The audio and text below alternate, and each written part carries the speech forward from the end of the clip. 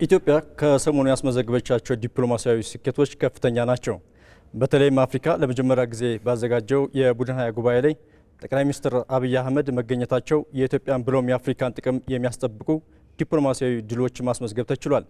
ተቋማት ውስጥ ያላትን አቋም ለማጠናከር፣ ቀጠናዊ መረጋጋትን ለመፍጠር፣ የሁለትዮሽ ትብብሮችን ለማጠናከርና የኢኮኖሚ አጋርነትን በማሳደግ ረገድም ውጤት የተገኘበት ነው።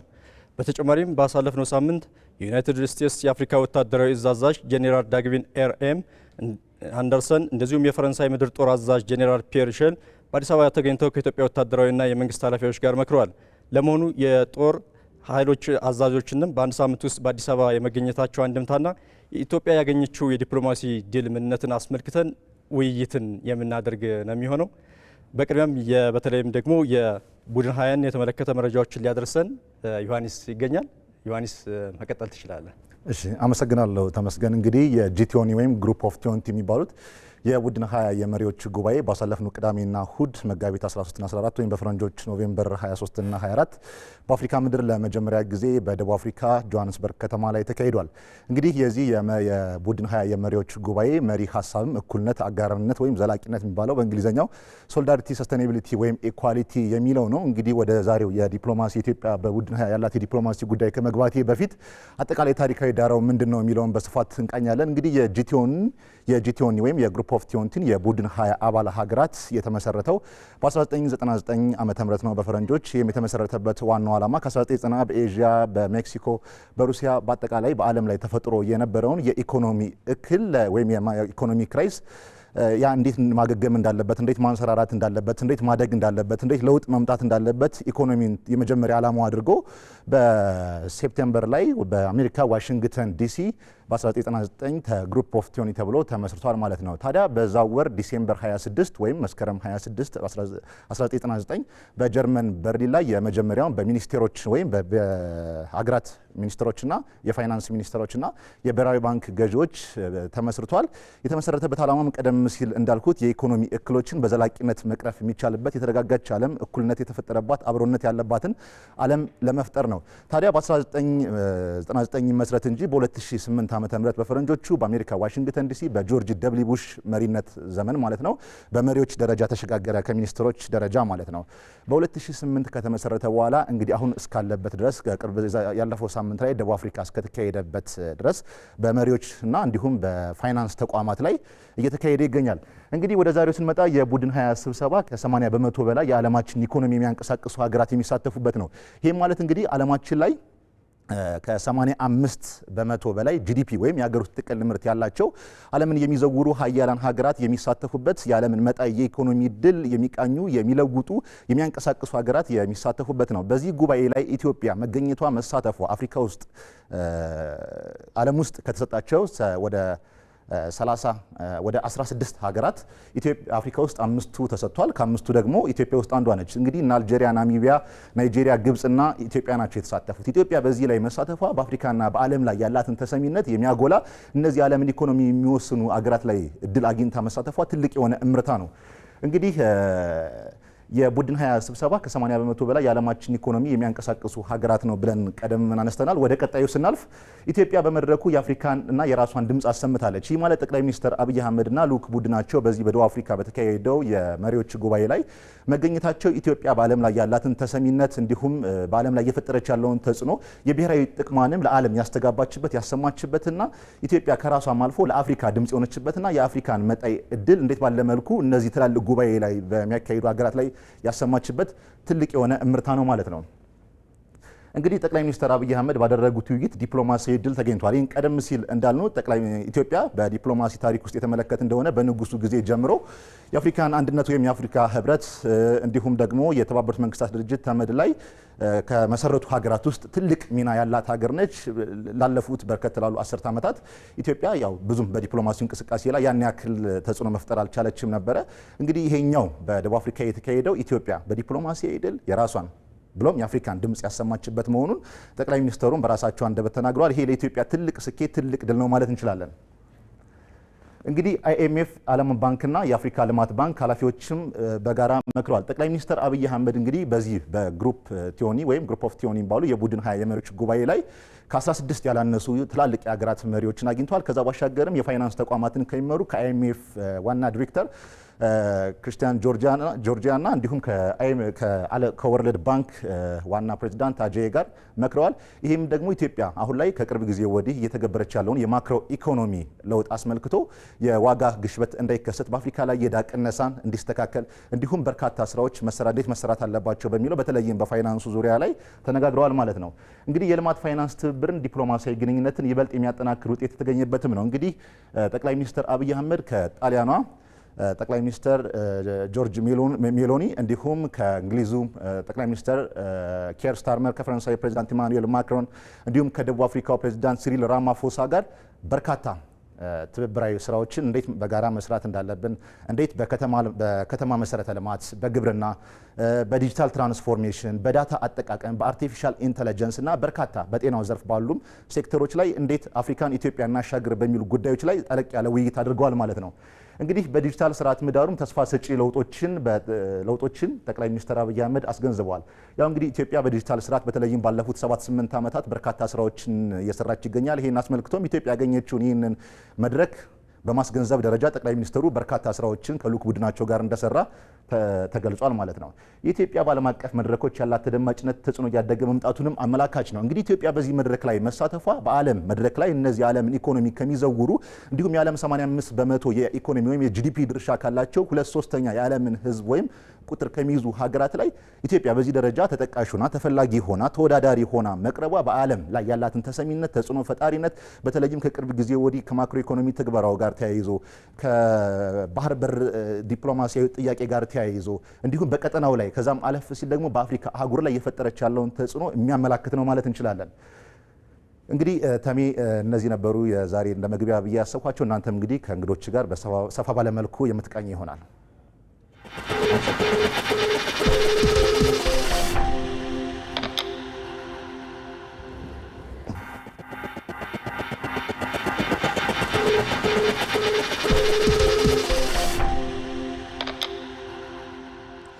ቀደም ሲል መረጃዎችን ያደረሰን ዮሐንስን እናመሰግናለን። ቀደም ሲል እንግዲህ እንዳነሳው ዮሐንስም በተለይ በጂ20 ላይ ኢትዮጵያ የተለያዩ የዲፕሎማሲ ስኬቶችን ያስመዘገበችበት ነው። ከዛም ባሻገር ግን እዚሁ አዲስ አበባም የተለያዩ ሁነቶች ተካሂደዋል። በተለይም ደግሞ የሁለት ሀያላን ሀገራት በተለይም ደግሞ የአሜሪካና የፈረንሳይ የጦር ኃይሎች አዛዦች አዲስ አበባ መምጣታቸውም የራሱ የሆነ አንድምታ አለው። እዚህ ላይም ትኩረት አድርገን ውይይት የምናደርግ ነው የሚሆነው። ለዚህም እንግዶችን ጋብዘናል።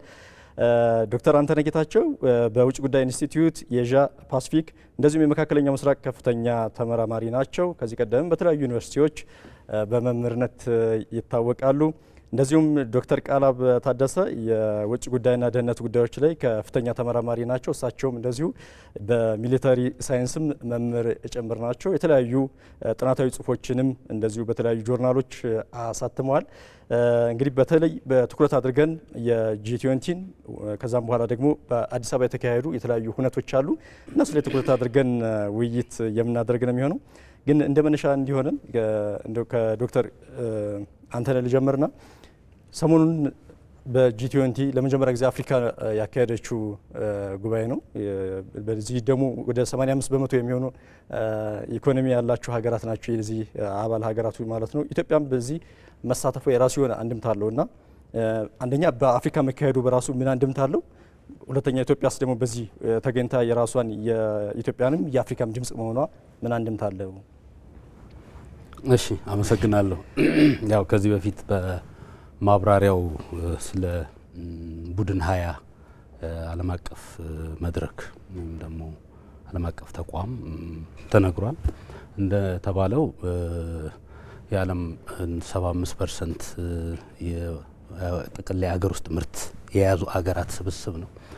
በየጊዜው ኢቮልቭ እያደረገ መጥቷል። መጀመሪያ ሲጀምር የኢኮኖሚ ፕላትፎርም ነበር። አሁን ግን በርካታ ኢመርጂንግ እየተፈጠሩ ያሉ አዳዲስ ጉዳዮችንም ወደ ፕላትፎርሙ እያካተተ በትሬድም አጠቃላይ ኤአይም አሁን ክላይሜት እነዚህ ቶፕ አጀንዳዎች ናቸው። እንግዲህ አጠቃላይ ስትራክቸራል ፍሬምወርኩን ካየ ነው የተቋም አደረጃጀት መዋቅራዊ አደረጃጀቱን ካየ ነው ወደ 5 ቡድን የተከፈሉ እያንዳንዱ 4 ሀገር ያዞችን 19 አባላት የያዘ ነውና በዙር ነው እነዚህ በመሪነት እያገለግሉ ያሉት። ያሁኑ እንግዲህ በደቡብ አፍሪካ ነች። ይህን ከዚህ ጋር ተያይዞ እንግዲህ ደቡብ አፍሪካ ላይ ጉባኤው እንዲካሄድ ተወስኗል። እዚህ ላይ ትልቁ መጉላት ያለበት ነገር በእንደዚህ አይነት ዓለም አቀፍ ትልቅ መድረኮች ላይ ኢትዮጵያ ድንገት ዛሬ የምታደርገው ኢንጌጅመንት አይደለም። ወደ ኋላ ሂደን ኢትዮጵያን የባለብዙ ወገን የዲፕሎማሲ ታሪክ ካየ ነው ከ1923 የሊግ ኦፍ ኔሽን አባል ከሆነችበት ጀምሮ 1945 የተባበሩት መንግስታት ድርጅት መስራች አባል ፋውንዲንግ ሜምበር የሆነችበት የባለብዙ ወገን ዲፕሎማሲዋ የካበተ ታሪክ ነው። ምናልባትም በዲፕሎማሲው ዘርፍ የኢትዮጵያ መካን አስተሳሰብ የሚቀረው የሚበየንበት ከተባለ የኢትዮጵያ መልቲላተራል ዲፕሎማሲ ታሪክ ነው አንዱ። ስለዚህ የመንግስት ለውጡን በየጊዜው መንግስት ይለዋወጣል። በዘመናት የፓወር ትራንዚሽን አለ። በምንም ተአምር ኢትዮጵያ ግን በእንደዚህ አይነት የማይናወጽ አቋም ያላት አፍሪካን ኮመን ፖዚሽን ወይም የአፍሪካን የጋራ አቋምና የጋራ ድምጽ በማስተጋባት ሁልጊዜም የራሷን ኢንትረስት ብቻ አይደለም በእንደዚህ አይነት መድረኮች ላይ የምታስተጋባው የአፍሪካን ወካይ ድምጽ መሪ ሆና አድርጋለች። ይሄ በተለያየ በጸጥታው ዘርፍ ሴኩሪቲ በፒስ ኤንድ ሴኩሪቲ ዘርፍ ሊሆን ይችላል፣ በክላይሜት ጉዳይ ሊሆን ይችላል፣ ክላይሜት የካርቦን ፋይናንሲንግ ጉዳይ ሊሆን ይችላል። የአፍሪካን ኮመን ፖዚሽን ጠቅላይ ሚኒስትር አብይ አህመድ አሁን ቡድን 20 ላይ ያደረጉት ከሶስት አንጻር ነው። አንድ ኢንጌጅመንቱ በራሱ በዛ ፕላትፎርም ውስጥ ተገኝቶ ንቁ ተሳትፎ ማድረግ የኢትዮጵያን ኢንትረስት ፕሮፓጌት ማድረግ። እንደዚህ ፕሮፓጌት ስታደርግ በፊት እንደነበረው የፓትሮን ክሊየንት የረጂና የተረጂ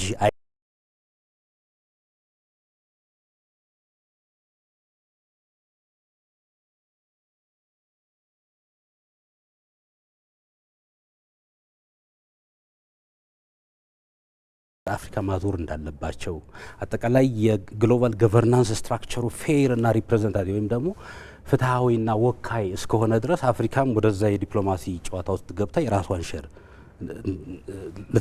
ልትጫወት የራሷን ሚና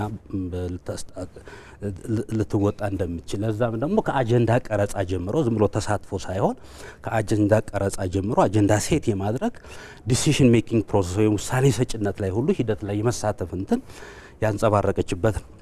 ስለዚህ በዛ ውስጥ እንግዲህ እንደ አገር ካየ ነው እንደዛ አይነት ፕላትፎርሞች ሌላው ጥቅማቸው ምንድነው? የጎንዮሽ ባይላተራል ዲስከሽኖችን ያመቻቹልሃል። ከብዙ ሀገራት ጋር የጋራ ኢንትረስት አለኝ ከምትላቸው ጋር ከብሔራዊ ጥቅምህና ከናሽናል ዲቨሎፕመንት ብሔራዊ የልማት ግቦች ጋር ሊሰናሰል በሚችሉ ጉዳዮችና የጋራ ኢንትረስት ፍላጎት ባለ ጉዳይ ላይ ከእንደዛ ከተለያዩ ሀገሮች ጋር ትነጋገራለህ። ጠቅላይ ሚኒስትር አብይ እንግዲህ ከህንድ ፓሲፊክ ወይም ኢንዶ ፓሲፊክ ከሚባለው ግዙፍ ቀጠና ኤዥያ ከመጡ ሀገራት ከብዙ ሀገራት ጋር ከአውሮፓም እንዲሁም ከአፍሪካም ካሉ ሀገራት በጋራ ጉዳዮቻቸው ላይና ኢትዮጵያ ምን ልታበረክት እንደምትችል ያላትን ስትራቴጂክ ሴል አውቶች አሳይተዋል። ያሉበትን ሁኔታ እንግዲህ ቡድን 20 ሲባል በብዛት መጀመሪያ የሚመጣለን እንግዲህ ከዚህ ከእዳ ሽግሽግ ጋር በተያያዘ ከፍተኛ የሆነ ድርድር የሚካሄድበት ፕላትፎርም ነው። ይሄ ዴብት ሪስትራክቸሪንግ ያለበት የፋይናንስ ተቋማት አሉበት። በዛ ውስጥ እንግዲህ ጠቅላይ ሚኒስትሩ በዛ ላይ እንግዲህ ፌር የሆነ የእዳ ሽግሽግ ወይም ደግሞ ጀኒውን የሆነ እንዲኖር እንፈልጋለን። ዴብት ሰስቴናቢሊቲን ወይም ደግሞ ቀጣይ ማስቀጠል ይህም የልማት ፋይናንስን ማግኘት በዛ ውስጥ ፌር የሆነ እንግዲህ የተለያዩ ሞዳሊቲዎች አሉ። ብድር የምታሸጋሽው በዛ ላይ እነዚህ ዓለም አቀፍ የፋይናንስ ተቋማት ጋር መሪዎች ጋር የተገናኙ ከአይኤምኤፍም ከወርልድ ባንክ ጋር አንዱ ይሄ ጉዳይ ነው። ሌላው እንግዲህ አሁን የክላይሜት ጉዳይ ነው።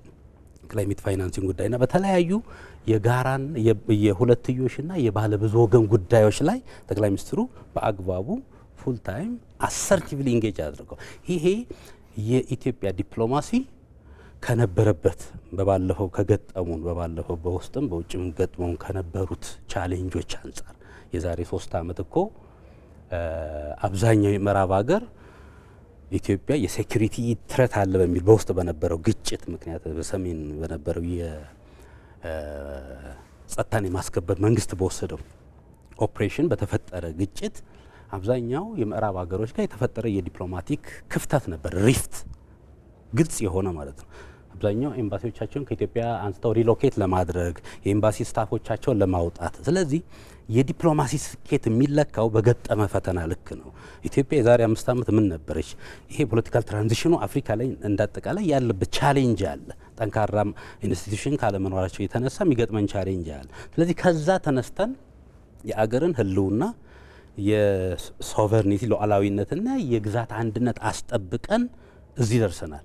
አሁን ደግሞ ዲፕሎማሲው ኢትዮጵያ በነበራት አቋም ልክ ቀጠናዊ ሚናዋን በሚያጎላ መልኩ የዲፕሎማሲ ታሪኳን በሚመጥን መልኩ በድፍረት ዲፕሎማሲያችን ከተሽኮርማሚነት ወጥቶ አሰርቲቭሊ በእንደዚህ አይነት ዓለም አቀፍ መድረኮች ላይ ወጥተው በአግባቡ ፍላጎታቸውን ማንጸባረቅ መቻል ይሄ አሁንም ቢሆን የኢትዮጵያ ዘ ሪሰሬክሽን ኦፍ ኢትዮጵያስ ሪጂናል ዲፕሎማሲ በቀጠናው አጠቃላይ በቀጠናዊ ዲፕሎማሲ በዓለም አቀፍ ፕላትፎርሞችም ኢትዮጵያ የነበራትን ሚና አሁን እንደ አዲስ በደንብ እየታየ የመጣበትና ጥሩ ተሞክሮ ነው ማለት እንችላለን። ዶክተር ቃላም እዚህ ላይ ያሉትን አስተያየት ቢጨምሩ ደስ ይለኛል።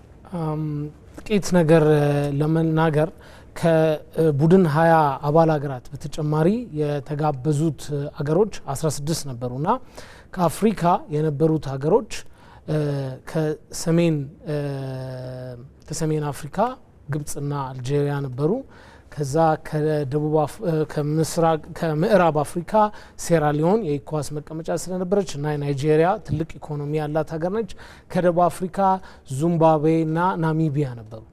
ከምስራቅ አፍሪካ እና ከሴንትራል አፍሪካ ያለችው ኢትዮጵያ ብቻ ነች እና ይሄ የሚያመለክተው ኢትዮጵያ አሁንም በቀጠናው ጠንካራ በኢኮኖሚም በሌላውም ያላት ሀገር መሆኗ እንድትጋበዝ አድርጓታል።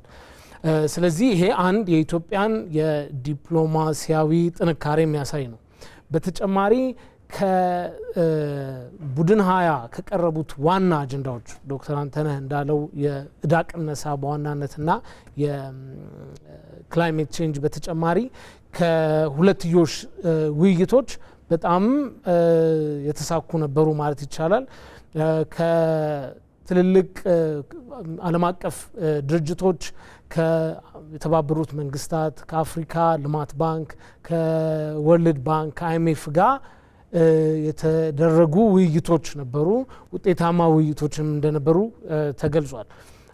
እንደገና ከአገሮች ደግሞ ከቱርክ፣ ከኔዘርላንድ፣ ከኖርዌይ፣ ከቪየትናም እና ከሌሎች ሀገሮች ጋርም እንደዚህ የጎንዮሽ ውይይቶች ነበሩና ይሄ መድረክ ለኢትዮጵያ ከፍ ያለ አስተዋጽኦ ያሳየበትና ኢትዮጵያ በዲፕሎማሲው መድረክ ላይ አሁንም ጎልታና ጠንክራ ያለች ሀገር መሆኗን የሚያሳይ ነው ያስባል። በጣም ሰፊ የዲፕሎማሲ ስኬት የተገኘበት መሆኑን እንደማሳየውን ማየት የምንችለው እንግዲህ በአንድ መድረክ ላይ በርካታ የጎንዮሽ ውይይቶች መደረጋቸውና በተለይም ደግሞ እነዚህ ሀገራት ሰፊ የኢኮኖሚ አቅም ያላቸው እንደዚሁም በእኛም በምስራቅ እንደዚሁ ቀጠና ላይ ያለውን ተጽዕኖ ያላቸው ሀገራትም ጭምር በመሆናቸው የራሱ የሆነ ትልቅ ድርሻ አለው። አጠቃላይ ግን በተለይ የጂ20 ስብሰባን እና የተገኘውን ድል እንደዚሁም የነበረውን ሂደት በተመለከተ ደግሞ ዶክተር ፍጹም የሰጡት ሀሳብ አለ። እሱን እንስማና ተመልሰን ውይይታችን እናደርጋለን። የጂ20 ሀገራት ስብሰባ የዛሬ 20 ዓመት አካባቢ ጀምሮ የተጀመረ ቢሆንም በአፍሪካ ምድር ላይ ለመጀመሪያ ጊዜ እየተደረገ ያለ ነው። በዚህም እንግዲህ ደቡብ አፍሪካ ፕሬዚደንሲውን ስትቀበል አንድ ለማሳካት ከሄደችበት መንገድ አንዱ ይሄ ስብስብ የአፍሪካ ሀገራትንም ድምጽ የሚሰማ አፍሪካ ሀገራት በአንድ ድምጽ መምጣት ያለባቸው። ምክንያቱም የአፍሪካ ህብረት እንግዲህ በ2023 አካባቢ አባል ሆኗል ማለት ነውና የዚህ የጂ20 ስለዚህ አንድ ድምጽ ሆኖ የሚመጡበት በማለት የአፍሪካ ሀገራትም ድምጽ የሚሰማበት እንዲሆን በመደረጉ ክቡር ጠቅላይ ሚኒስትራችን በጣም ጥሩ የሆነ ኮንትሪቢዩሽን አድርገዋል። በንግግር በዋናውም ስብሰባ በመሪዎች መክፈቻ ላይም ሌሎች ተጓዳኝ በተደረጉ ስብሰባዎች ላይና ኢትዮጵያ እየሰራች ያለችውን ነገር ለመግለጽ እድል ሰጥቷል። ከዛ ባሻገር ደግሞ ዓለም የዓለም ገቨርናንስ የኢኮኖሚ አስተዳደር የዓለም ፋይናንስ ሌሎች ደግሞ ተግዳሮቶች የምንላቸው የአየር ንብረት ለውጥን በተመለከተ ምን መሆን አለበት የሚለው ላይ በደንብ ጥሩ ኮንትሪቢዩሽን አድርገዋል ማለት ነው፣ አስተዋጽኦ አድርገዋል በንግግር ክቡር ጠቅላይ ሚኒስትር። ይሄ እንግዲህ የኢትዮጵያን መታየት በደንብ አድርጎ የሚጨምር መድረክ ነበር የነበረው። እንግዲህ ኢትዮጵያ ዝም ልትባል የምትችል ሀገር አይደለችም አይደለ? በተለይ አሁን ከቅርብ ጊዜ ወዲህ እያሳየች ያለችው ከእድገትም አኳያ ካለን የቆዳ ስፋት የህዝብ ብዛት ያመጣን ቅድም እንዳልኩት ካለነው ለውጥ አኳያ ኢግኖር የምትደረግ ሀገር አይደለችም እና የኢትዮጵያ ድምጽ ትልቅ ነው። እንግዲህ በዚህ ውስጥ የጂ20 ስብስብ ራሱን ቁጭ ብሎ አስቦ የመጣ ነው ይመስለው። ከዚህ ቀደም የእዳ ጉዳይ ሲነሳ እነዚህ የፋይናንስ አርኪቴክቸሩ ሪፎርም መደረግ አለበት ሲባል ንግድ ለአፍሪካ የሚሰራ መሆን አለበት፣ አጠቃላይ ዓለም አቀፍ የንግድ ሁኔታ ሲባል የሚጮኸው የአፍሪካና ሌላ እንግዲህ ታዳጊ አገር ነበር። አሁን ዓለም እየተለወጠ ያለበት ሁኔታ ኢተገማች መሆኑ የታሪፍ ጦርነቱ የመሳሰሉት እነዚህ ሀገራት ለብቻ ይሄን ሁኔታ ማሸነፍ አይቻልም፣ በጋራ ነው በቃ ማደግም መበልጸግም የሚቻለው በጋራ ነው። ስለዚህ የዚህ አይነት ስብስብ በጣም ጠቃሚ ስለሆነ አጠናክረን መቀጠል አለብን። በዚህ ውስጥ ደግሞ አፍሪካን ያላካተተ የመሪዎችን ንግግር አስታውሳለሁ። ለምሳሌ የጣሊያኗ ጠቅላይ ሚኒስትር ያሉት የትኛውም አይነት ዓለም አቀፍ የንግድና ኢንቨስትመንት ንግግር ይሁን አጠቃላይ የልማት የኢኮኖሚ ንግግር አፍሪካን ያገለለ ከሆነ አይሳካም። ስለዚህ አፍሪካ የዚህ መካከለኛውን ወንበር መያዝ አለባት የሚል ሀሳብ አንስተዋል። ሁሉም በሚባል ደረጃ የአፍሪካ ሀገራትና በተለይ የዕዳ ጫና ያለባቸው በማደግ ላይ ያሉ ሀገራት ዕዳ ክፍያቸው ለልማት ከሚያውሉት ሀብታቸው እየበለጠ እየመጣ ነውና ይሄ መፍትሄ ይፈልጋል እና ከዚህ በተጨማሪ ለአየር ንብረት ለውጥ ተጋላጭነታቸውንም እንዳይቋቋሙ እያደረገ ካለ ነገር ውስጥ አንዱ የዕዳ ጫናው ራሱ ትልቅ ሚና ይጫወታል የሚል ነው። እንግዲህ ዶክተር ፍጹም ሰፋ ያለውን አጠቃላይ የነበረውን ሂደትም አንስተዋል። ግን እስኪ ይህን በዲፕሎማሲ ቋንቋ ደግሞ ነው ዶክተር፣ በተለይ አሁን በጂ20 ከዚህ ቀደም አፍሪካ ለመጀመሪያ ጊዜ ማካሄዷ ነው ከዚህ በደቡብ አፍሪካ።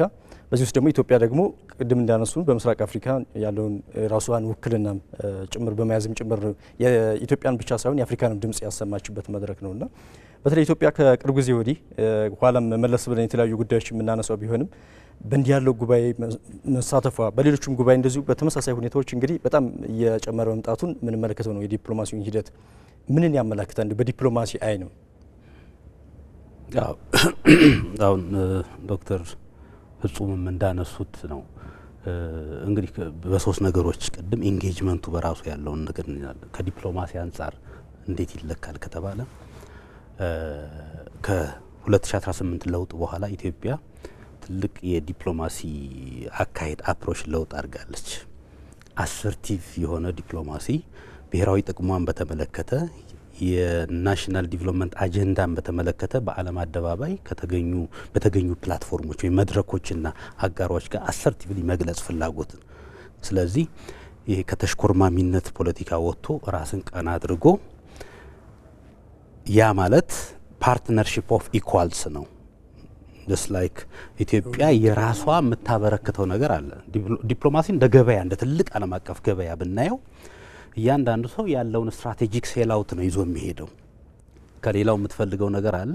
ኢን ሪተርን ደግሞ አጠቃላይ ለፋይናንሻል ሴኩሪቲ፣ ለሂውማን ሴኩሪቲ ዋትሶኤቨር አገሮች አለን ወይም ቀጠናዎች ዓለም አቀፍ ሁኔታ አለን ለሚለው ኢንትረስት ሊያስፈልግ የሚችል ነገር ታበረክታለ። ኢትዮጵያ ያንን ማድረግ ችላለች። ስለዚህ ጠቅላይ ሚኒስትሩ ይዘው የቀረቡት አፕሮች ከዚህ በፊት ኢትዮጵያ የምትታወቅበትን በብዙ መድረኮች ላይ የራሷን ኢንትረስት ብቻ አይደለም ኢትዮጵያ ፐርሲው የምታደርገው የምታስደምጠው።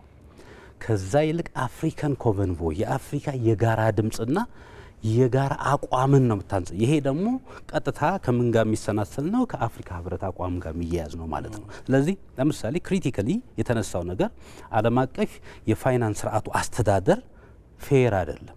ግሎባል ገቨርናንስ ጥያቄ ሲነሳበት የነበረ ነው። ሁለተኛ እንደገና የዩናይትድ ኔሽን አጠቃላይ ግሎባል ገቨርናንስ ሲስተሙ 1943 ልክ የሁለተኛው ዓለም ጦርነት እንዳበቃ የነበረው አይነት አይደለም። there is an emerging new reality ያ ደግሞ በግልጽ ፈጥ የወጣ ነው። ስለዚህ በብዛት ግሎባል ሳውዝ በሚባለው ዓለም አፍሪካን፣ ኤዥያን፣ ላቲንን ጨምሮ ትልልቅ ኢኮኖሚዎች ኢመርጅ እያደረጉ ነው ሀገራት። የአፍሪካን ኮንቴክስት ከዛ በሙሉ ሽፍት አድርጓል በብዙ ነገር። ስለዚህ ይሄንን አዲስ ሪያሊቲ ሊመጥን የሚችል ፌር የሆነ አካታች የሆነ የግሎባል ገቨርናንስ ሪፕሬዘንቴሽን ውክልና ያስፈልጋል ነው። ይሄ የአፍሪካ ህብረትም አቋም ነው። ኢትዮጵያም ይሄን ኮመን ፖዚሽን ነው ፐርሲው የምታደርግ። ጠቅላይ ሚኒስትሩ አጠቃላይ ንግግራቸውን ፍሬም ያደረጉት የቃኙበት መንገድ ከዚህ ነው። ይሄ ደግሞ የኢትዮጵያ የባለ ብዙ ወገን ዲፕሎማሲ መገለጫ ዘ ሆል ማርክ ኦፍ ኢትዮጵያን መልቲላተራል ዲፕሎማሲ ማለት እንችል መገለጫው ይሄ ነው። በተጨማሪ እንደገና ሀገር ውስጥ እያደረግናቸው ያሉ ለውጦች አሉ። ግራንድ የፖሊሲ የማክሮ ኢኮኖሚክ ሪፎርሞች፣ ይሄ አገር በቀል ኢኮኖሚክ ሪፎርም አጀንዳዎች፣ ይሄ በዋናነት አንደኛ መዋቅራዊ ሽግግር ማምጣት ነው። በየሴክተሮች ስትራክቸራል ትራንስፎርሜሽን ሊበራላይዝ በማድረግ ኢትዮጵያ ኢኮኖሚዋን ኦፕን አፕ በማድረግ ገበያዋን በመክፈት እንግዲህ ፕራይቬታይዜሽኑም እንደዚሁ ግራጁዋሊ የፕራይቬት ኢንቨስተሩ ወደ ኢኮኖሚው ተሳትፎ እንዲያደርግና ለረጅም ጊዜ በመንግስት ቁጥጥር ስር የነበረው ነፃ እንዲወጣ የሚያደርግ ነው። ይሄ ለብዙ አገራት ወደ ምስራቅም ሄድ ወደ ምዕራቡን ካሉን አገራቶች የፎሪን ዳይሬክት ኢንቨስትመንትን ከመሳብ አንጻር አማራጭ ኤክስፕሎይት የሚደረግ ኢንቨስትመንቶችን ለምሳሌ በኢነርጂ ሽግግር ግሪን ትራንድ ኢትዮጵያ የቀጠናው በዚህ ጉዳይ ላይ ንጹህ ኢነርጂን በማምረት የቀጠናው የኢነርጂ ሄጅሞን እየሆነች ነው። ይሄ ደግሞ አጠቃላይ ለቀጠናዊ ትስስር አስተዋጽኦ እያደረገ ነው። ሌላው በኤአይ ገቨርናንስ በክላይሜት ጉዳይ ላይ ኢትዮጵያ ቀዳሚ ሚና አላት።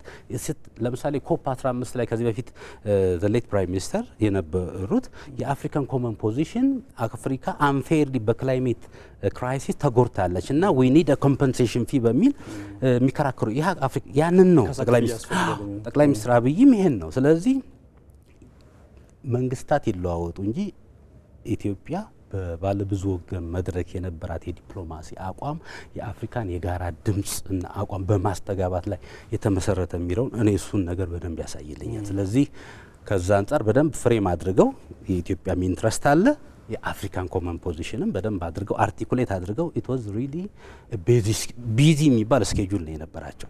ይህ ኢንጌጅመንቱ ትልቅ አንድምታ አለው ለኢትዮጵያ በቀጠናው የዲፕሎማሲ የአፍሪካ ዲፕሎማሲ ሀብ ማዕከል ናት ለምንለውን ነገር ያን ተመልሶ እንደገና ማሳያ የሆነ ነው ማለት ነው። ቅድም ጥሩ አንድ ሀሳብ ያነሱት እንዲሁም ከተሽኮርማሚነት የወጣንበት የዲፕሎማሲ አካሄድ ያሉት ቀደም ሲል እንግዲህ እነዚህ ጥያቄዎች ለብዙ ዓመታት ሲነሱ የነበረ ነው። ብዙ ጊዜ በአፍሪካ ህብረትም በተመሳሳይ እንግዲህ ጉባኤ ላይ የሚነሱ ጥያቄዎች የነበሩ በተለይ ፋይናንስ በእኩል ተጠቃሚነት ላይ የተመሰረተ መሆን አለበት። ሌሎችም ጥያቄዎች በተደጋጋሚ ይነሳሉ። ግን እንደዚህ ጎልቶ መውጣት እኩል አብረን እኛ መሳተፍ አለብን። በተለይ አሁን በቡድን ሀያ ላይም አፍሪካ ድምጽ ሊኖረው ይገባል የሚለው የኢትዮጵያም ድምጽ ነው። በርካታ ስራዎችም ሲሰሩበት የነበረ ነውና ከዚህ ባሻገር እንግዲህ ጠቅላይ ሚኒስትር አብይ አህመድም እዚሁ ጉባኤ ላይ ያደረጉት ንግግር አለ። እስኪ እሱን ሰምተን እንምጣና ወደ ዶክተር ቃላብ እመጣለሁኝ። From this legacy comes መደመር። የመደመር መንገድ ማለት በልዩነት ውስጥ በአንድነትና ትብብር አቅምን በማባዛት እድገትን ለሁሉም ማጋራት ነው። በዚህ መንፈስ ኢትዮጵያ አካታች እድገት፣ ከተሞቻችን የፈጠራ ማዕከል፣ የኢንዱስትሪ ፓርኮችም ኢኮኖሚው ላይ ተጽዕኖ እያመጡ ነው። አርሶ አደሮች እየተለወጡ ነው። ወጣት ስራ ፈጣሪዎች የማይቻሉ የሚመስሉ ቢዝነሶችን እየሰሩ ነው። For too long, countries like ours have been labeled. በኢትዮጵያ የተማርነው አካታችነት ስጦታ አይደለም፣ ይልቅም ቅልጥፍናን ያረጋግጣል። ሁሉም አርሶ አደርና ስራ ፈጣሪ በእድገት ውስጥ የድርሻቸውን ሲወጡ ኢኮኖሚው የማይናጋ ይሆናል። ጉዟችን በድርቅ ግጭትና ዓለም አቀፍ ችግሮች እየተፈተነ ነው። በዚህ ውስጥ ግን ለውጥ ይመጣል። እንግዲህ ዶክተር ቃላብ ቀደም ሲልም ዶክተር አንተን ያነሱት ሀሳብ አለ። ቀደም ሲል ጠቅላይ ሚኒስትር ዶክተር አብይም የተናገሩት በተለይ ከዚህ ከመደመር ሀሳብ አንጻር በተለይ ኢትዮጵያ እየተከተለች ያለችውን የዲፕሎማሲ አካሄድና አጠቃላይ ደግሞ ስለ ሀገራቸው የሚያነሱት ሀሳቦች አሉ። እንደው ጠቅለል ስናደርገው ግን አሁን የኢትዮጵያ የዲፕሎማሲ ተጽዕኖ ብንመለከተው? የኢትዮጵያ የዲፕሎማሲ ተጽዕኖ አሁን ያለበት ደረጃ የደረሰው ብዙዎች ያላገኙትን እድል አግኝተናል፣ ብዙ የአፍሪካ ሀገሮች። ምክንያቱም ኢትዮጵያ የአፍሪካ ህብረት መስራች ነች። ኢትዮጵያ ሌሎች የአፍሪካ ሀገሮች የራሳቸው አገር እንኳን ሳይኖራቸው አገረ መንግስት ጠንካራ አገረ መንግስት የነበራት ሀገር ነች። ብዙዎች ሳይኖራቸው የራሳቸው የሆነ የዲፕሎማቲክ አሰራር ኢትዮጵያ ብዙ አመታት የቆየ ጠንካራ የሆነ ዲፕሎማቲክ መሰረት የነበራት ሀገር ነች። የተባበሩት መንግስታት መስራች ሀገር ነች እና ይሄ ትልቅ አድቫንቴጅ ወይም ወረት ነው ለኢትዮጵያ። ስለዚህ አሁን የሚጠበቅብን ያለንን አቅም ተጠቅመን ወደፊት መሄድ ነው። ወደፊት ለመሄድ ደግሞ ያለን አቅም ከሚገባ በላይ ነው ብዬ አስባለሁ እና አሁን የኢትዮጵያ የፖለቲካ መመሪያ እና አሁን ያለው መንግስት መሰረት የሆነውን መደመርን ጠቅላይ ሚኒስትሩ በጂ20 ላይ ሲያብራሩትም ይሄ ነገር እኛ ሁላችን አንድ ላይ ብንደመር አገር ውስጥ ያለውም አፍሪካኖችም በዓለም አቀፍ መድረክ ተቀባይነት እናገኛለን። ቁጥር አንድ የሆነውም ሚዛናዊ ባልሆነ የብድር አሰጣጥና የብድር መስፈርት አፍሪካኖች ወደ ኋላ የቀሩበት ዲስአድቫንቴጅ የሆኑበትንም ልንወጣው እንደምንችል ያስኬዱበት ነው ብዬ አምናለሁ። በጣም ጥሩ። ከዚህም ባሻገር እንግዲህ የአፍሪካና የአውሮፓ የጋራ የሆነ ጉባኤም እንደዚሁ ተካሂዷል እና በዚህ ላይም እንደዚሁ በተመሳሳይ ተቀራራቢ ወቅቶች ላይ የተካሄዱ ሁነት ነው። በዚህም የኢፌዴሪ ፕሬዚዳንት ታዬ አጽቀሥላሴም በዚሁ ተገኝተው ነበርና በተለይ አንድ በጣም እንዲያውም ስንመለከተው እዚህ ያልተገኙ የቡድን 20 አባል ሀገራት ያልሆኑ እዛ ደግሞ ጉባኤው ላይ የተገኙ ሀገራትም ያገኙበት እድል ነበረ እዛ ስንመለከተውና ይህስ ራሱ በተመሳሳይ ወቅት እንደዚህ አይነት ጉባኤዎች መካሄዳቸው በዛም ላይ ደግሞ ኢትዮጵያ ተመሳሳይ ድምጿን ማሰማቷ ምንን ያመላክታል? እዚህ ደግሞ መምጣታቸው አሁን ቀደም ሲል እንዲያውም እኛ ሁሉ ጊዜ ጥያቄ የምናነሳ የነበረው ብዙ ጊዜ እኛ ወይም አፍሪካውያን ወደ ሌሎች ሀገራት ሄደን በዛ የምንካፈልበት እንጂ እነሱ ወደዚህ ህብረቱ መጥቶ አፍሪካ ውስጥ የሚሳተፍበት እንደዚህ አልነበረም። ወይም አፍሪካ አሜሪካ ጉባኤ ይካሄዳል፣ የምንሄደው ወደዛ ነው እንደዚህ እና ወደ አንድ እንትን መምጣታችን በራሱ ምንን ያመላክታል? ጥሩ።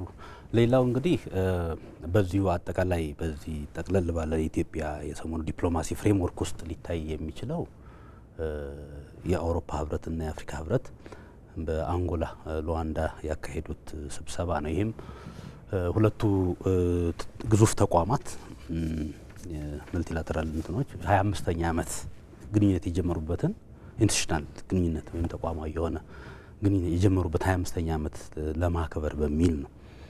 እዛ ላይ እንግዲህ በጣም አሁን ሁለቱ ያሉበት ክሪቲካል ፖይንት ነው። በጣም ወሳኝ ምዕራፍ ላይ ናቸው። ምክንያቱም በብዙ መልኩ የዓለም ጂኦፖለቲካል እና የፓወር ስትራክቸርና አሊያንስ ሽፍት እያደረገ ነው። ብዙ ቁልፍ የሆኑ ቀጠናዊም ሆነ ዓለም አቀፋዊ የመልካ ፖለቲካ ጉዳዮች እየተለወጡ ነው። አንዱ እንግዲህ ለምሳሌ ከዚህ በፊት አፍሪካ ህብረትና አውሮፓ ህብረትን ሊያገናኛቸው የሚችለው አንዱ ኤይድ ነበር የተለመደው። ሌላው ማይግሬሽን ነው። እንደዚህ አይነት ጉዳዮች የጋራ አሁንስ የጋራ ኢንትረስታቸው ምንድን ነው? በተለይ በአውሮፓ ፖለቲካ ውስጥ በአውሮፓ አገሮች ውስጥ ከባድ የሆነ የፖለቲካ ለውጥም እየመጣ ነው። ለምሳሌ የግራ ዘመም ፖለቲከኞች ወደ ስልጣን መምጣት፣ ይሄ ደግሞ ለናሽናል ፖለቲክስ ላይ ትኩረት ማድረጋቸው፣ ናሽናሊስት ፖለቲካል ሜንታሊቲ አውሮፓ ውስጥ እየተፈጠረ ነው። ይሄ ደግሞ አብዛኛውን ትኩረታቸውን ወደ ራሳቸው ጉዳይ ላይ ስለሚያደርጉ የአፍሪካ ጉዳዮች ላይ ያን ያክል ግድ ሊኖራቸው ላይ ይችላል። በአፍሪካም ውስጥ ተመሳሳይ በየቀጠናው ያሉ ጦርነቶች አሉ፣ መፈንቅለ መንግስቶች አሉ። የአውሮፓ ውስጥ ቀደም ሲል በቅኝ ግዛት ውስጥ የነበሩ አሁን አንቀበልም የሚሉ ሀገራት ወደ ምዕራብ አፍሪካ አካባቢ ሳህል ቀጠናና ምዕራብ አፍሪካን ብታይ እንደዚህ አይነት እየተፈጠረ ነው። ስለዚህ ይሄ የሚያሳየው ምንድን ነው? የአቻነት ግንኙነት ካልሆነ ሁለቱም ተቋማት ግንኙነታቸውን በተሻለ ለማስቀጠል ቻሌንጅ ይገጥማቸዋል። እድልም አለው። ለምሳሌ አሁን አውሮፓ ከፍተኛ የኢነርጂ ሴኩሪቲ ችግር አለበት። በዩክሬንና ራሽያ ጦርነት ጋር ተያይዞ ያለ የኢነርጂ ሴኩሪቲ ችግሯን አውሮፓ መቅረፍ ይፈልጋል። አፍሪካን እንደ አንድ መዳረሻ ለዚህ ጉዳይ ያያለ እንደ ኢትዮጵያ አይነት ሀገሮች እዛ ድረስ አስፓየር ሊያደርጉ ይችላሉ። በታዳሽ ኃይል ኢነርጂ በሃይድሮ ፓወርም በሶላር በዊንድም ያላቸውን ሪሶርስ ፖቴንሻል ካፓሲቲ በደንብ አድርጎ እሱን ነገር ኤክስፕሎይት ከተደረገ እዛ ድረስ ተሻግሮ እንደዚህ አይነት አማራጮች እየፈለጉ ነው። ሌላው በዓለም አቀፍ የአቅርቦት ሰንሰለት ውስጥ አንዱ የጂኦፖለቲካል ፎርስ ፍላሽ ፖይንት የሆነው የክሪቲካል ሚኔራል ጉዳይ ነው። እነዚህ ስትራቴጂክ ሚኔራልስ የሚባሉት ሬር አርዝ ሜታልስ በዋናነት 90% የዓለም አቅርቦት ቻይና ነች የምትቆጣጠረው። የአውሮፓ ህብረት ሀገሮች አሁን ወደ አፍሪካ እነዚህ በብዛት ወደ ኮንጎና እንደዚህ አይነት ቦታዎች ላይ እነዚህ ሚኔራሎች ለማግኘት የሚያደርገው ፍላጎት አለ፣ የጋራ ነው ማለት ነው። ሌላው ኢሬጉላር ማይግሬሽን አለ ወደ አውሮፓን በጣም እንደውም የአውሮፓ ህብረት አንዱ የቁልፍ አጀንዳ የሚሆነው ከአፍሪካ ጋር ያለው ኢንጌጅመንት ምንድነው? ይሄ ህገወጥ ስደትን ከማስቆም ጋር በፖሊሲ ደረጃም እንዲሁም ያለ ትብብር ነው። ስለዚህ እነዚህ ሀገራት የጋራ የሆነ ጉዳይ አለ። ግን ይህን ለማድረግ ምንድነው አጠቃላይ ዓለም ቅድም እንዳልነው የዓለም አቀፍ የገቨርናንስ ስትራክቸሩ መቀየር አለበት። አፍሪካን ሳይድ ላይን አድርጎ ወይም ደግሞ እንደ ክሊየንት ብቻ እየቆጠረ ሊቀጥል አይችልም። ስለዚህ 55 ሀገር ያለው ህብረት ወይም የያዘ አህጉር ሪሶርስፉል አህጉር ትልቅ ሂውማን ሪሶርስ ያለው ብታስተምረው ብታሰለጥነው ፕሮዳክቲቭ ሌበር ፎርስ ያለው ውሃ ያለው መሬት ያለው ሊለማ የሚችል ሀገር ነው። ይሄን ይዞ ነው አፍሪካ ወደ ገበያው የሚቀርበው። ስለዚህ የአፍሪካ በተለይ ከአጀንዳ 2063 ጋር ትልቁ የአፍሪካ ህብረት ትልቁ አጀንዳውን 2063 ማሳካት ነው። ስለዚህ የዩኤን እንደገና የሰስቴኔብል ዲቨሎፕመንት አጀንዳ 2030 አለ። እነዚህ አጀንዳዎች ሁለቱን ሊያቀራርባቸው የሚችሉ በጋራ ናቸው። ስለዚህ የአውሮፓ ህብረትም ሽፍት እያደረገ ነው። የአፍሪካ ሁኔታም ደግሞ እየተቀየረ ነው። ስለዚህ የአውሮፓ ህብረት አሁን ለምሳሌ ችግር የሚገጥመው በብዛት አፍሪካ ውስጥ ያሉ የፒስ ኤንድ ሴኩሪቲ ኢኒሺዬቲቮችን የፒስ ኪፒንግ ሚሽን አብዛኛው አውሮፓ ህብረት የሚደግፋቸው ነበሩ። ይሄ ነገር ምናልባት ካለው የቀይ ዘመን ፖለቲካ አንጻር እንደዚህ አይነት ነገሮች ላይ ኢንጌጅ ላይ ያደርግ ይችላል። ስለዚህ ሁለቱን ፕላትፎርሞች ምን ያህል አብሮ በጋራ ሊዘልቁ ይችላሉ ሪሊ ክሪቲካል ፖይንት ነው። ስለዚህ ክቡር ፕሬዚደንት ታዬ አጽቀሥላሴ ኢትዮጵያን ወክለው እዛ ላይ ሲገኙ ክሪቲካል ነጥቦችን አንስተዋል። ልክ ጠቅላይ ሚኒስትሩ በጂ20 ባነሱት አግባብ ኢትዮጵያ በዓለም አቀፍ ገቨርናንስ ወይም ደግሞ አስተዳደር ውስጥ ወይም ደግሞ አፍሪካ ፕሮፐር የሆነ ቦታ ያስፈልጋታል ነው። ይሄ የአፍሪካ ህብረት የጋራ አቋም የነበረውና ኢትዮጵያ የምታራምደው አቋም አለ። በተባበሩት መንግስታት ድርጅት የጸጥታው ምክር ቤት ቋሚ አባልነትን አፍሪካ ትጠይቃለች። እጣም ፌር። ስለዚህ ቅድም ብለናል የሁለተኛው ዓለም ጦርነት ማግስት ያለው እውነት አሁን ፍጹም ተቀይሯል። የግሎባል ሳውዙ እንደ በፊቱ ፐሪፈሪ ሆኖ ሳይድ ላይን ሆኖ መቀጠል አይችልም። ዲሲሽን ሜኪንግ ላይ አጀንዳ ሴቲንግ ላይ መሳተፍ ይፈልጋል። ለዚህም እየተደረገ ነው። ስለዚህ ክቡር ፕሬዚደንት ታዬ ይህንን በደንብ አንስተዋል። ፌር የሆነ ፋይናንሻል ስርዓት እንዲኖር አፍሪካ ፕሮፐርሊ በግሎባል ገቨርናንስ ስትራክቸር ውስጥ እንድትወከል በተለይ ደግሞ ስፔሲፊካሊ በተባበሩት መንግስታት የጸጥታው ምክር ቤት ውስጥ ቋሚ ውክልና እንዲኖራት እንዲህ አይነት ነገሮችን አንስተዋል። ስለዚህ አጠቃላይ በአንድ ማዕቀፍ ውስጥ ሊወድቁ የሚችሉ ናቸው ማለት። ስለዚህ ኢትዮጵያ አሁንም ተመልሳ የአፍሪካን የጋራ ድምጽ የምታሰማበት በዛ ውስጥ የኢትዮጵያ ኢንትረስት ይከበራል። የኢትዮጵያ የጸና አቋም ነው። ራሷ የመሰረተችው አዲስ አበባ ላይ ዋና ከተማዋ ላይ ያለ ተቋም ነው። ቅድም ዶክተር ቃለአብ እንዳለው ገና አልተጠቀምንበትም። አዲስ አበባ ላይ ሆነ እንጂ ሪሊ በሚገባ ልክ ይህንን አልተጠቀምንበትም ገና። የአፍሪካ ህብረትም ራሱ በትልቁ በተለይ የአፍሪካውያን ድምጽ መሆን ላይም እስካሁን ድረስ ጥያቄዎች የሚነሱበት ነው። ምናልባትም ለውጦች ግን ከቅርብ ጊዜ ወዲህ በተወሰነም ደረጃ እየመጡ ነው። ቅድም እንዳነሳ ነው ከተሽኮርማሚነት ተወጡ አሁን ብዙ ሀገራትም ታላላቅ ሀገራት ስንመለከት አሜሪካን ጨምሮ የራሳቸውን ውስጥ ላይ ነው ማተኮር የጀመሩት። ቀደም ሲል የሚያደርጉትን እርዳታም በመተው አሁን ወደ ራሳቸውም ዞር ያሉበት ሁኔታ አለ። አፍሪካውያን በተመሳሳይ ሁኔታ ራሳቸውን መስራት እንዳለባቸው በፊቱ አካሄድ መቀጠል እንደማይችሉ የተረዱበት ጊዜ መስሎ ይታያል። እንዲሁም ምናልባት እዚህ ላይ የተወሰነ ሀሳብ ዶክተር ቃለአብም ካነሱልኝ ጥሩ። ግን ሰሞኑን ደግሞ በአዲስ አበባ በተለይ እርስዎም የሚሊተሪ ሳይንስ መምህር ከመሆኑ የተነሳ በኢትዮጵያ ወይም በአዲስ አበባ ማለት ነው ሁለት የታላላቅ ሀገራት የወታደራዊ አዛዦች ሰሞኑ መጥተዋል። በአንድ በኩል የአሜሪካ የአፍሪካ እዝ አዛዥ የሆኑት፣ በሌላ በኩል ደግሞ የፈረንሳይ እንደዚሁ የምድር ጦር አዛዥ የሆኑት መጥተዋል እና ሁለቱም ደግሞ ያላቸውን ፖዚሽን ወይም ኃላፊነት ስንመለከተው ቀላል የሚባል አይደለም። እንግዲህ በጦር ኃይሎችም ስንመለከተው እና የሁለቱ ጦር ኃይል አዛዦች ወደ ኢትዮጵያ መምጣት ምንን ያመለክታል? በአንድ ሳምንት የፈረንሳይ የምድር ጦር አዛዥ ነበር የመጡት። በዋናነት ፈረንሳይ በዓለም ላይ በጣም ትልቅ የሆነ ጠንካራ የሆነ ወታደራዊ ኃይል ካላቸው ሀገሮች አንዷ ነች። የኒኩሌር ኃይል አላቸው። የባህር ኃይላቸው በጣም ትልቅ ነው። ነገር ግን ከቅርብ ጊዜ ወዲህ በአፍሪካ ያላቸው ተጽዕኖ ፈረንሳዮች ቀንሷል። በምዕራብ አፍሪካ በጣም ብዙ ሀገሮች ውስጥ ነበሩ። ሁሉም ሀገሮች ወታደሮቻቸውን እንዲያወጡ በአመጽ ምክንያት ለቀዋልና ጋቦን ውስጥ ብቻ ጥቂት ወታደሮች ነው ያሏቸው። ከአፍሪካ ውስጥ ሌላ ያላቸው ጅቡቲ ነው። ወደ 1500 የሚጠጋ ወታደር ያለበት ትልቅ የወታደራዊ ኃይል አላቸው ፈረንሳዮች እና የፈረንሳዮች አሁን አጋር ይፈልጋሉ። ስለዚህ አንደኛው ያ ምክንያት ሊሆን ይችላል። በሌላው ነጥብ ማንሳት ያለብን እንደ አውሮፓውያን አቆጣጠር በ2019 ፈረንሳይ ከኢትዮጵያ ጋር ወታደራዊ ስምምነት ነበራት እና በዚህ ወታደራዊ ስምምነት በዋናነት ያተኮረው ወታደራዊ ትምህርትን ለኢትዮጵያ ሰራዊት አባላት ለመስጠት እንደዛም የሆነ ስምምነት ነበረ።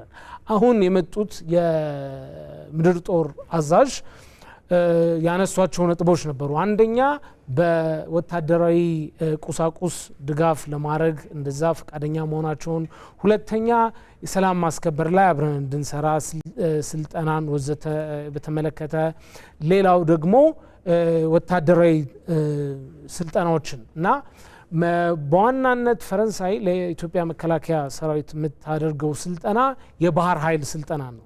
ስለዚህ ይሄ በ2019ም ኢትዮጵያ የባህር ኃይል የማቋቋም ዓላማ ስለነበራት ፈረንሳይ ያንን የምትደግፍ ሀገር ነች። ስለዚህ የመጀመሪያው ይህንን የሚያመለክት ነው። ሁለተኛው ላይ እመጣለሁ። ዶክተር አንድ ስልክ ስላለን ያቋረጡ። ሄሎ ሄሎ ሄሎ፣ ጤና ይስጥልን። አብሮትልን ዳጉ ነው። አዎ፣ ስሞትን ያስተዋውቁንና መቀጠል ይችላሉ። እሺ፣ አመሰግናለሁ። ስሜ መቶ አለቃ በየኔ ባራና ይባላለሁ ከወላይታ ሶዶ። ለተሰጠኝ እድል ኢቢሲን በጣም አመሰግናለሁ። ክቡራን እንግዶቻችንም ከልብ አመሰግናቸዋለሁ። እናመሰግናለን እኛ። ከዚህ በመቀጠል ይሄ ታሪካዊ ጉባኤ በደቡብ አፍሪካ መካሄዱ በሁለት አቅጣጫ ነው የማየው። ሄሎ፣ እየተሰማ ነው? ይሰማል። ይቀጥሉ። በሁለት አቅጣጫ ነው የሚያየው። ይሄም ምንድነው? እቺ ታሪካዊት አገራችን ኢትዮጵያ ወደ ቀድሞ ገናናነት እንደተመለሰች አድርጌ ነው የሚቆጥረው። እነዚህ ቡድን 20 ሀገራት ማለት የዓለምን 80% ሀብት የያዙ ሀገራት አንድ ቦታ ማግኘቷ ያለውን ከነዛ ሀገራት እሷ የምታካሂደውን ልማቷን ሁለመናውን ለማስረዳት ጥሩ እድል ያገኘችበት ጊዜ ነው። በሁለተኛ ደግሞ ታላቂቷ አህጉራችን አፍሪካ ያለባትን ሁኔታ በዛ መድረክ ላይ ያንጸባረቀችበት መድረክ ነው ማለት ይችላለሁ። ስለዚህ ከዛም ባሻገር ደግሞ በሌላ ቦታም አውሮፓና አፍሪካ መሪዎች ስብሰባ እንዳካሄዱ በሰሞኑ ሰምተናል። ስለዚህ በዚህ ሁሉ የዛሬ እኔ እንኳን ልጅ ሆኜ ያለው የዛሬ 50 ከምናምን ዓመት አካባቢ ጨለማ አህጉር ተብላ የምትጠራው አህጉራችን በሁለት ተመንድጋ ወደፊት መሄዷን እና ወደ እኩልነት ደረጃ ዓለም ወደ እኩልነት ደረጃ የመጣች መሆኗን የሚያሳይ አቅጣጫ ነው ብዬ ገምታለሁ። ጥሩ እናመሰግናለን። ስለዚህ እናመሰግናለን ተመልካቾቻችን። ወደ ቀደም ሲል ወደ አነሳነው ሀሳብ እንምጣ። ቅድም ያነሳነው ሀሳብ በተለይ ሁለቱ የጦር አዛዦች በተለይም የፈረንሳዩን እያነሳን ነበርና የምድር ጦር አዛዡ መምጣቱንና በተለይ ደግሞ የመጣበትን ምክንያት እያነሳን ነበር። ሁለተኛው ጉዳይ ላይ ነበር እና የፈረንሳይ ጦር የምድር ጦር አዛዥ ሌላው ያነሱት በፈንጂ ማምከንም አብረው ከኢትዮጵያ ሰራዊት ጋር ለመስራት አንዱ ሀሳባቸው ነው። ሌላው ዋና ነጥብ ያነሱት ግን ኢትዮጵያ በሰላማዊ መንገድ ባህር በር እንዲኖራት ወይም ኢትዮጵያ በቀይ ባህር ላይ በሚያልፈው የንግድ መስመር ላይ ተሳታፊ እንድትሆን እንፈልጋለን ማለት ነው። ይሄ ምስክርነት ከፈረንሳይ መምጣቱ ነገሩን ተአማኒነቱን ያጎላል። ምክንያቱም ፈረንሳይ በጅቡቲ ለረጅም ዓመት ቤዝ ነበራት። ረጅም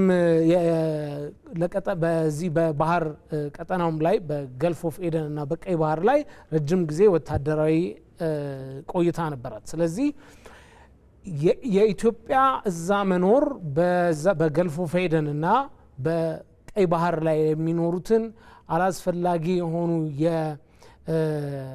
የግጭቶች ወይም የሰላም መደፍረሶች ወይም ንግድን የሚያደናቅፉ ሁኔታዎችን ለማስቀረት የኢትዮጵያ ሰራዊት ቢኖር ቆንጆ ነው የሚል ነው። ስለዚህ ይሄ ትልቅ የሆነ ምስክርነት እና የፈረንሳይ ጦርም ይሄንን ለመደገፍ ምክንያቱም የኢትዮጵያ ባህር ኃይልን ስልጠና በመስጠት እየደገፈም ስለሆነ የሚያሳይ ትልቅ ምስክርነት ነው። ምክንያቱም የሚደግፈን ይምጣ እያሉ ነው እንጂ የሚፎካከረን ሳይሆን ምክንያቱም እዛ ረጅም ጊዜ ቆዩ ናቸው። ስለዚህ እንፈልጋለን የቀይ ባህርና የኤደን ባህረ ሰላጤ ወይም ገልፍ ኦፍ ኤደንን ጸጥታና ደህንነት የሚያስጠብቅልን ሰራዊት እያሉ ነው ማለት ነውና ይሄ ትልቅ ምስክርነት እንደሆነ ነው ማየው። ወደ አሜሪካ የአሜሪካ የአፍሪካ እዝ የሚባለው አሜሪካ በዓለም ላይ 6 ቀጠናዎችን ከፋፍላ ወታደራዊ አስተዳደር ወይም የተጽዕኖ ስትራክቸሮች አሏት። ጀርመን የሚገኝ ጽሕፈት ቤቱ ጀርመን የሆነ ከግብጽ በስተቀር ግብጽ በማዕከላዊ ኮማንድ የሚባል ስር ነች ያለችው።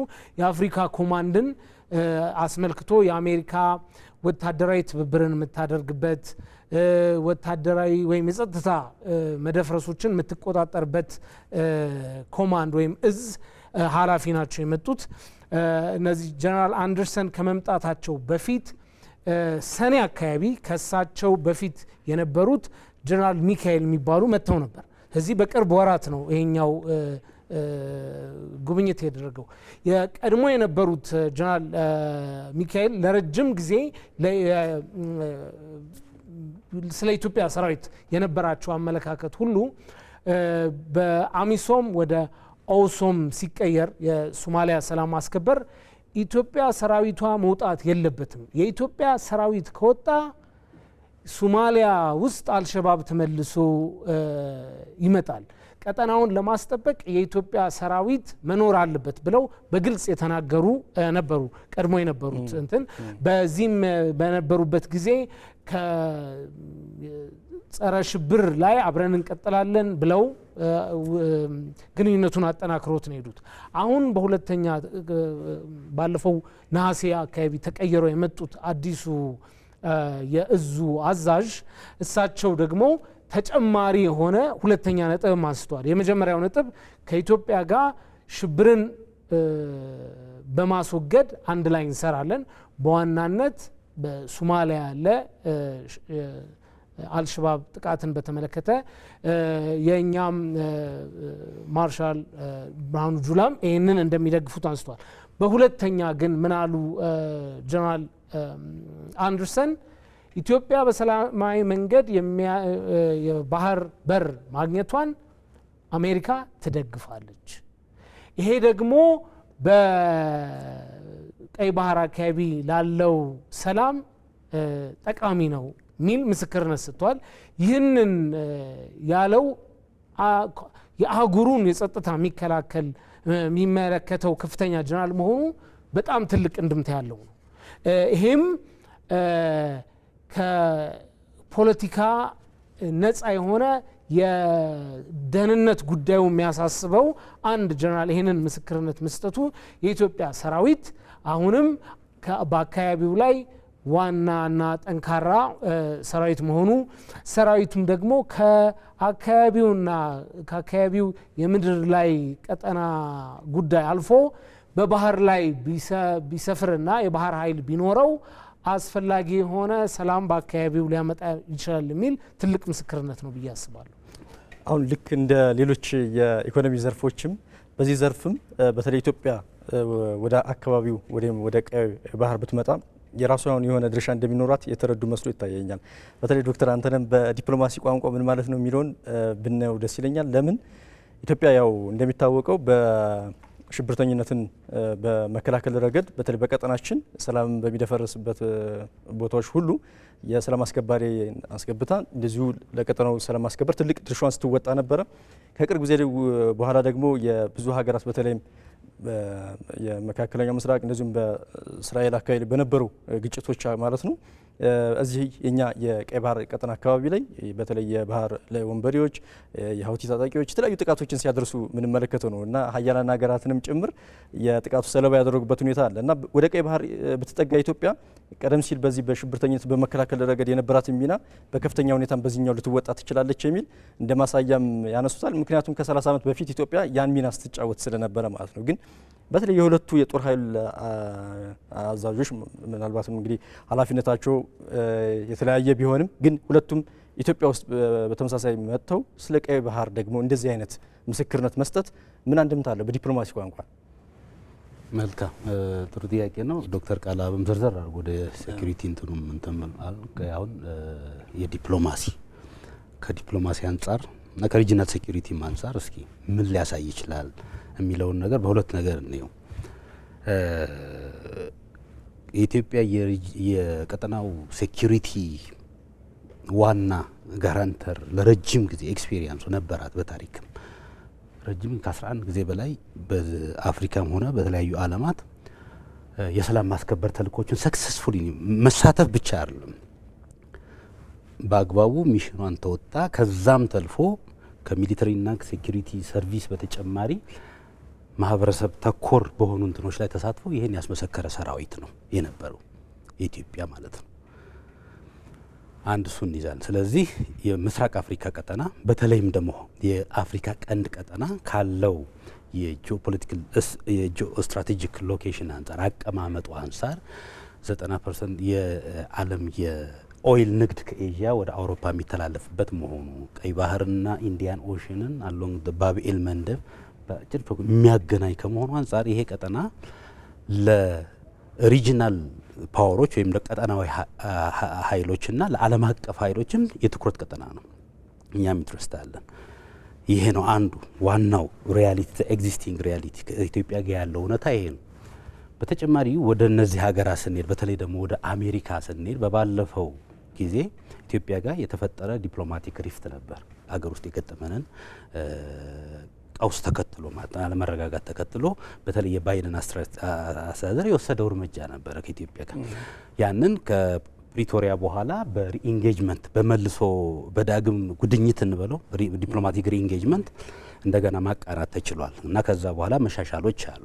አሁን ትራምፕ ወደ ፕሬዚደንሲ ከመጣ በኋላ አፍሪካ ላይ ክሪር የሚባል የሆነ ፖሊሲ እስካሁን ድረስ የታየ ነገር የለም። ሪሊ አንደኛ ሰውየው ትራንዛክሽናል ወይም ደግሞ ይሄ በአማርኛ ዲፕሎማሲ ላይ የሚያተኩር ነው። የሰጥቶ መቀበል ላይ ኤቪደንትሊ ታንጅብል የሆነ የምሰጠው ነገር እስከሌለህ ድረስ የዝም ብሎ በኤድ ላይ የተመሰረተ እንትንና እያስወገድ ነው። ሁለተኛ ነገር በአሜሪካን ፎሪን ፖሊሲ አፍሪካን የሚያይበት መነጽር ከጂኦፖለቲካ ይልቅ ወደ ጂኦ ኢኮኖሚክ አይነት ነገር ሽፍት እያደረገ ነው። ስለዚህ አፍሪካን የምናየው እንደ ኢኮኖሚክ ፓርትነርና እዛ ውስጥ ባለ ሪሶርስ በኢንቨስትመንትና በንግድ ለመጠቀም የሚል ነበረ። አሁን ይሄ የአፍሪኮም ጄኔራል ወደ ኢትዮጵያ መምጣት እኔ ትልቅ አዲስ የዲፕሎማሲ መልእክት አለው። አንደኛ ለረጅም ጊዜ በዚህ ቀጠና ላይ በአሜሪካ ፎሬን ፖሊሲ የተዘነጋ የነበረው ለባለፈው 8-10 ዓመታት የነበረው የቀጠናዊ ደህንነት ወይም ሪጂናል ሴኩሪቲ ጉዳይ ተመልሶ እያገረሸ ነው። ይሄም ማለት ድንበር ተሻጋሪ ሽብርተኝነት ጉዳይ አለ። ቅድም ያነሳቸውት የባህር ደህንነት ጉዳይ አለ፣ የማሪታይም ሴኩሪቲ ጉዳይ አለ። በዛ በኩል የሀውቲ አማጺዎች አሉ፣ የሶማሊ ፓይሬት አለ፣ የባህር ላይ ወንበዴዎች አለ። ኦልዶው አብሮ ከዚህ ጋር የሚነሳው ደግሞ ኢሬጉላር የሆነ ወይም ህገወጥ የሆነ ፍልሰት አለ፣ ስደት በዚህ ባህርን እንዲህ ጋር የሚጠቀሙ። ስለዚህ እዚህ ላይ ከባድ የሆነ ስትራቴጂክ ኢንትረስት አለ። ሁለተኛ ነገር ከሳህል ቤልት ጀምሮ ሳህል ሪጅን ጀምሮ ሳህል እስከ ሱዳን ይደርሳል እና የሆርን ኦፍ አፍሪካን ካየኸው አሁን ኮምፕሊትሊ አንስቴብል ሪጅን ነው። በሱዳን ያለው ሁኔታ፣ የሶማሌ የቀጠለው ቀውስ፣ ኢቭን የኢትዮጵያ ዋና ስታቢላይዘር ፎርስ የምትባለው በአጠቃላይ ናሽናል ፓወር ኢንዴክስም ካያት ኢትዮጵያ ነች። እሷም ደግሞ ካላት አሁን ከሲ አክሰስ ጋር ባነሳችው ጥያቄ ያለ ቀጠናው ላይ ያለ እንትን አለ፣ ጥርጥር አለ። ስለዚህ በዚህ ጋር ኢትዮጵያን ሪጂናል ሴኩሪቲ ጉዳይ ላይ ስንመጣ ኢትዮጵያን ያገለለ አይነት ኦፕሬሽን ሊኖር አይችልም። ይህ ትልቅ ነገር። በተወሰነ ደረጃ እኮ ሙከራም ለማድረግ ሞክሯል። በተወሰኑ ለአንድ ዓመት ለሁለት ዓመት ኢትዮጵያን ያገለለ የተለያዩ ሂደቶች ነበሩ። ግን ከዛ በኋላ ካዩት በኋላ ይመስለኛል እኔም አሁን በተለይ በስፋት ኢትዮጵያን በዚህ ለማምጣት ብዙ ሰው የተለያየ ፐርስፔክቲቭ ስለሚነሳ ነው። ኮንቴስትድ የሆነ ሪጂናል ሄጂሞኒ አለ። ለምሳሌ ከኬንያ ጋር ለምሳሌ ኬንያ ያው ፎካ የሪጂናል አንከር ወይም ደግሞ የቀጠናው አውራ አገር የመሆን ሪስፖንሲብል አክተር ማን ነው? ኢትዮጵያ ለረጅም ጊዜ ሪስፖንሲብል አክተር ነበረች። የራሷን ሶቨሬን ቴሪቶሪያል ኢንቴግሪቲ ከመጠበቅ አልፋ በቀጠና ውስጥ ሰላምን ለማምጣት በተለይ ለምዕራባውያን ደግሞ ትልቅ ስትራቴጂክ አላይ ነበረች ለረጅም ጊዜ። ይሄ ለተወሰነ ጊዜ ሃይበርኔት አድርጎ ነበር። ይሄን እንደ አዲስ ሪቫይቭ አድርጓል። ለዚህ ከዚህ አንጻር አብሮ የተነሳው የኢትዮጵያ የሉዓላዊ የባህር አክሰስ ጉዳይ ኢት ኢዝ ቢዮንድ ናሽናል ጎል ማለት ነው። ከኢትዮጵያ ብሔራዊ ጥቅም በላይ ተሻግሮ የቀጠና ኃይሎችን ሪጂናል ፓወርና ግሎባል ፓወር ኢንትረስትንም ሰርቭ ሊያደርግ እንደሚችል ማሳያ ነው። ለኢትዮጵያን ብቻ ሳይሆን ለራሳቸውም ጥቅም ጭምር ያለው ነው። አንድ ስልክ ስላለነ ዶክተር ሄሎ ሄሎ፣ ጤና ይስጥልን። አብሮ ይስጥልን። ተመስገን፣ እንዴት አረፈደ? ሰላም ነኝ። እንተዋወቅና ይቀጥሉ። ታረቀኝ ከአዲስ አበባ። እሺ አቶ ታረቀኝ ይቀጥሉ። እሺ አመሰግናለሁ። እንግዶችንም አመሰግናለሁ። እየተከታተልኩ ነው። የዲፕሎማሲ ስኬታችን ብዙ መገለጫዎች አሉት። ቀደም ብለው እንዳነሱት እንደው ቀለል ባለ መልኩ እንኳን ብታነሳው እዚህ በመዲናችን አዲስ አበባ በርካታ ዓለም አቀፍ ጉባኤዎች መካሄዳቸው አሁንም እንደቀጠለ ነው። እኔ በግል ምልከታዬ አንዱ የዲፕሎማሲ ማሳያ ነው ብዬ አስባለሁ። አሁን ባለንበት ነባራዊ ሁኔታ እንኳን በርካታ ጉባኤዎች፣ በርካታ ዓለም አቀፍ ተቋማት ስብሰባዎች እየተካሄዱ ነው። ሌላው ቀደም ብዬ ላነሳ የነበረውን እንግዳችንም አንስተውታል። ቀደም ብለው በተለይ የዚህ የዲፕሎማሲ ስኬት ማሳያ የወደብ ጥያቄያችንን የደገፉ አያላን ሀገራት አሉ። ይሄ የዲፕሎማሲ ስኬት ማሳያ ነው። ፍትሐዊነትን፣ እውነታውን ተረድተው መደገፋቸው በራሱ በዲፕሎማሲ የሰራነው ስኬት ማሳያ ነው። አንድ እንደ ጥያቄ አሁን ባጭሩ ማንሳት የፈለግኩት ምንድን ነው ይሄ ከፐብሊክ ዲፕሎማሲ ጋር ተያይዞ ያለውን ነገር ግን እንደው ሀሳብ ቢሰጡበት ሁለቱም እንግዶች ተመስገን ብትጠይቅልኝ። በተለይ ፐብሊክ ዲፕሎማሲው ትልቅ ዋጋ አለው። ይሄ በዲፕሎማት መድበ በየሀገራት የምትልከው ብቻ ሳይሆን ፐብሊክ ዲፕሎማሲው ራሱ የህዝብ ለህዝብ ያለው ነገር ራሱ በጣም ከፍተኛ ሚና ስላለው በተለይ አሁን ቀደም ብሎ ባስተላለፍከው የጠቅላይ ሚኒስትሩ ንግግር ላይም የገለጹት ነገር አለ። ወደ መጨረሻ ላይ በእርስ በርስ ግጭት ውስጥ በጦርነት ውስጥ ብንሆን ግን በአሸናፊነት ስራዎችን እየሰራን እንደሆነ አንስተዋል እና በተለይ ይሄ ከእርስ በርስ ጦርነቱ ጋር ተያይዞ ያሉ የሰብአዊ መብት ጥሰቶች እዛም እዚህም የሚፈጠሩ ችግሮች እዚህ ዲፕሎማሲ ስኬት ላይ ጥላ እንዳያጠሉ በፐብሊክ ዲፕሎማሲው ምን መሰራት አለበት ብለው ይላሉ። በርካታ የዲያስፖራዎች በርካታ ትውልደ ኢትዮጵያውያን በተለያዩ ዓለማት ላይ የኢትዮጵያን ስኬት የሚደግፉ እንዳሉ የሚታወቅ ነው። ከዛ ጎን ለጎን ግን ፐብሊክ ዲፕሎማሲው አሁን ባለው ሁኔታ ምን ይጠበቅበታል? በተወሰኑ ዲፕሎማቶች ብቻ ስራውን ልትሰራው አትችልም። ከዛ ጎን ለጎን ግን አሁን ያለንበት ተጨባጭ ሁኔታ ደግሞ በዚህ ስኬት ላይ በዚህ ዲፕሎማሲ ስኬት ላይ ጥላ እንዳያጠላ መንግስት ምን ማድረግ አለበት? በተለይ ከጸጥታና ደህንነት አኳያ በየቦታው የዜጎች መታገት፣ ይህ አገር ውስጥ ያለብን ችግር በራሱ ሶልቭ እያደረግን ካልሄድን ዓለም አቀፍ ይዘት በያዘ ቁጥር ጉዳዩና በሌላ መልኩ በተንጸባረቀ ቁጥር ዲፕሎማሲ ላይ ጥላ አያጠላም ወይ? ይታወቃል። በእርግጥ ታላላቅ ሀገራት ታላላቅ ስራዎች በመሰራታቸው ነው በዓለም አቀፍ ደረጃ ቅድም እንግዳህ እንዳሉት ቀና ብለን በድፍረት እንድንናገር ኢትዮጵያ በታሪክም የነበራትን የዲፕሎማሲ ሂደትም ጭምር በሚያካትት መልኩ ስራዎች እየተሰሩ ያሉትና ቅድም እንደተባለው ነው ዲፕሎማሲ በጣም ትልቅ ዋጋ አለው ለአንድ ሀገር እድገትና ከዚህ ጋር ተያይዞ ግን ቅድም ያነሳዋቸውን ችግሮች ፈቶ መንግስትም ሆደ ሰፊ ሆኖ እነዚህ ነገሮችን በማስተካከል ረገድ ምን መስራት ይጠበቅበታል የሚለውን በተለይ የዜግነት የፐብሊክ ዲፕሎማሲ ላይ በጣም መስራታል። በነገራችን ዲፕሎማሲ ስራ የሚሰራው ብሔራዊ ጥቅምን ማዕከል ባደረገ መልኩ ነው። የፓርቲን የመንግስትን የግለሰቦችን ዓላማ የምታንጸባርቅበት አይደለም።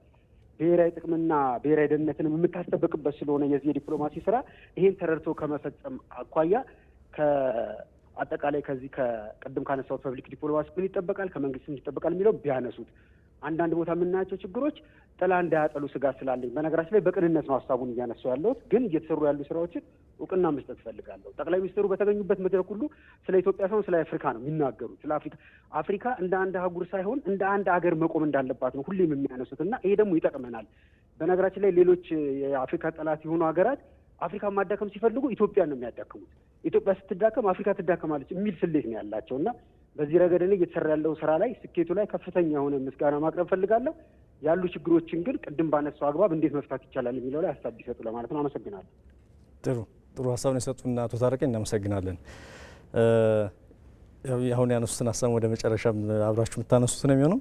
ነገር ግን ቅድም እያነሳን የነበረው አሁን የሁለቱን የጦር ኃይል አዛዦች ወደ አዲስ አበባ መምጣታቸው ከዛም አልፎ ደግሞ በተለይ ኢትዮጵያ አሁን በሰፊው ቀደም ሲል ያው ማንሳቱ እንኳ ሀሳቡን እንደኖር ከዛም አልፎ ደግሞ እንደ ችግር ታይቶም ሌላም እንደ ስጋት ሁላ ሲታይ የነበረ ሁላችንም እንደግለሰብ የነበረ ነው አይደለም የባህር በር ማግኘት የሚለውን ሀሳብ ዛሬ ኢትዮጵያ በሰፊው ያነሳችሁ በተለያዩ ደግሞ ጉባኤዎች እንደዚሁ መድረኮች ኢትዮጵያ ለምን ማግኘት አለባት ለምንድን ነውስ የባህር በር የሚያስፈልጋት የሚለውንም በማስረዳትም ጭምር በዲፕሎማሲያዊ ቋንቋ ማለት ነው ብዙ ጥረቶች እየተደረጉበት ባለበት ሁኔታ እነዚህ ሀገራት ድጋፋቸውን እየሰጡ ነው። ግን ደግሞ በፊት ደግሞ በነበረው ሁኔታ ስንመለከተው ብዙ ሀገራት ኢትዮጵያ ወደዛ እንዳትጠጋ ደግሞ ብዙ ጥረቶችን ሲያደርጉበት የነበረው ነውና ምን አዲስ ነገር ለውጥ መጥቶ ነው? በተለይ አሁን ብዙ ሀገራትን እንደዚህ አይነት ምስክርነት ሲሰጡ የችሮታም ጉዳይ ብቻ አይሆንም ከዲፕሎማሲያዊ ስራዎች ባሻገር በእነሱም ላይ አንድ የሚፈልጉት ወይም ደግሞ ቀጠናው ላይ አንድ ያለ ሁኔታ መኖሩን ያመላክታል ማለት ነው። ምክንያቱም እነዚህ ሁለቱም ሀገራት በጅቡቲ የጦር ቤዛቸው ያሉ ናቸው እና ምንን ያመላክታል? እስኪ ከሚሊተሪ አንጻር ትንሽ ብናየው። የመጀመሪያው ባህር ኃይል ማለት ያው የባህር በር ስንል አንዱ ለኢኮኖሚ ነው። ሌላው ግን የባህር ኃይል ይኖረናል ማለት ነው። እዚህ የባህር ኃይል ሲኖረን አንደኛ በመርከብ ላይ ያሉ የሰራዊት ትጥቆችና ጥበቃዎች ብቻ ሳይሆን በዋናነት የባህር ኃይል ሲኖርህ አየር ኃይልህ ከመርከቦች ላይ በመነሳት አንድ ቅኝቶችን ያደርጋል። ስለዚህ ትልልቅ የኢንተርኔት ገመዶች በባህር ነው የሚያልፉት። ስለዚህ አንድ አደጋ ቢደርስ ተጎጂው ቅርብ ያሉ ሀገራት ብቻ ሳይሆን ጅቡቲ፣ ሶማሊያ፣ ኢትዮጵያ እንደዛ ብቻ ሳይሆን የሚያልፈው በዛ ገመዱ ሚነካቸው ሀገሮች ሁሉ ተጠቂ ነው የሚሆኑት። ስለዚህ ሌሎች ሀገሮችም ኢትዮጵያ ባህር ኃይሏና ተያያዥ የሆነ የኢትዮጵያ አየር ኃይል እንደዛ ያንን ጥበቃ እንዲያደርግ ይፈልጋሉ። ለአገር ውስጥ ስታስበው ሰራዊታችን የተለያዩ ወታደራዊ ልምዶችን ውሃ ላይ ማድረግ ትችላለ። የተለያዩ ሚሳኤሎችን ውሃ ላይ ልተኩስ ይችላል። ይሄ ትልቅ ጠቀሜታ ይኖረዋል ምድር ላይ ከምታደርገው በተጨማሪ ማለት ነው። ስለዚህ ለኢትዮጵያ ሰራዊት ወይ መከላከያ ከፍተኛ ጥቅም አለው። ምን ተፈጠረ ላልከው እንግዲህ ሁሉም ትውልድና ሁሉም መሪዎች የየራሳቸው ኃላፊነትና የሚታያቸው ራዕይ አለ። ቀድሞ የነበሩት ይህንን ባለማሰባቸው እናዝናለን። ነገር ግን አሁን መንግስት አይኑ ተከፍቶለት ለኢትዮጵያ ይሄ ይገባታል፣ ይሄ ነገር ደግሞ ከኢኮኖሚው ብቻ ሳይሆን የሚወለዱ ህፃናት እንኳን አሳ ቢኖራቸው አንድ ምሳሌ ልንገረ የሃንጋሪ ጠቅላይ ሚኒስትር ሃንጋሪ በመሬት የተከበበች ነች እና ምናሉ እኔ ሁሌ ለተወሰነ ቀናት ወደ ክሮኤሽያ ጎረቤት ያለች ባህር ያላት እዛ ሄጄ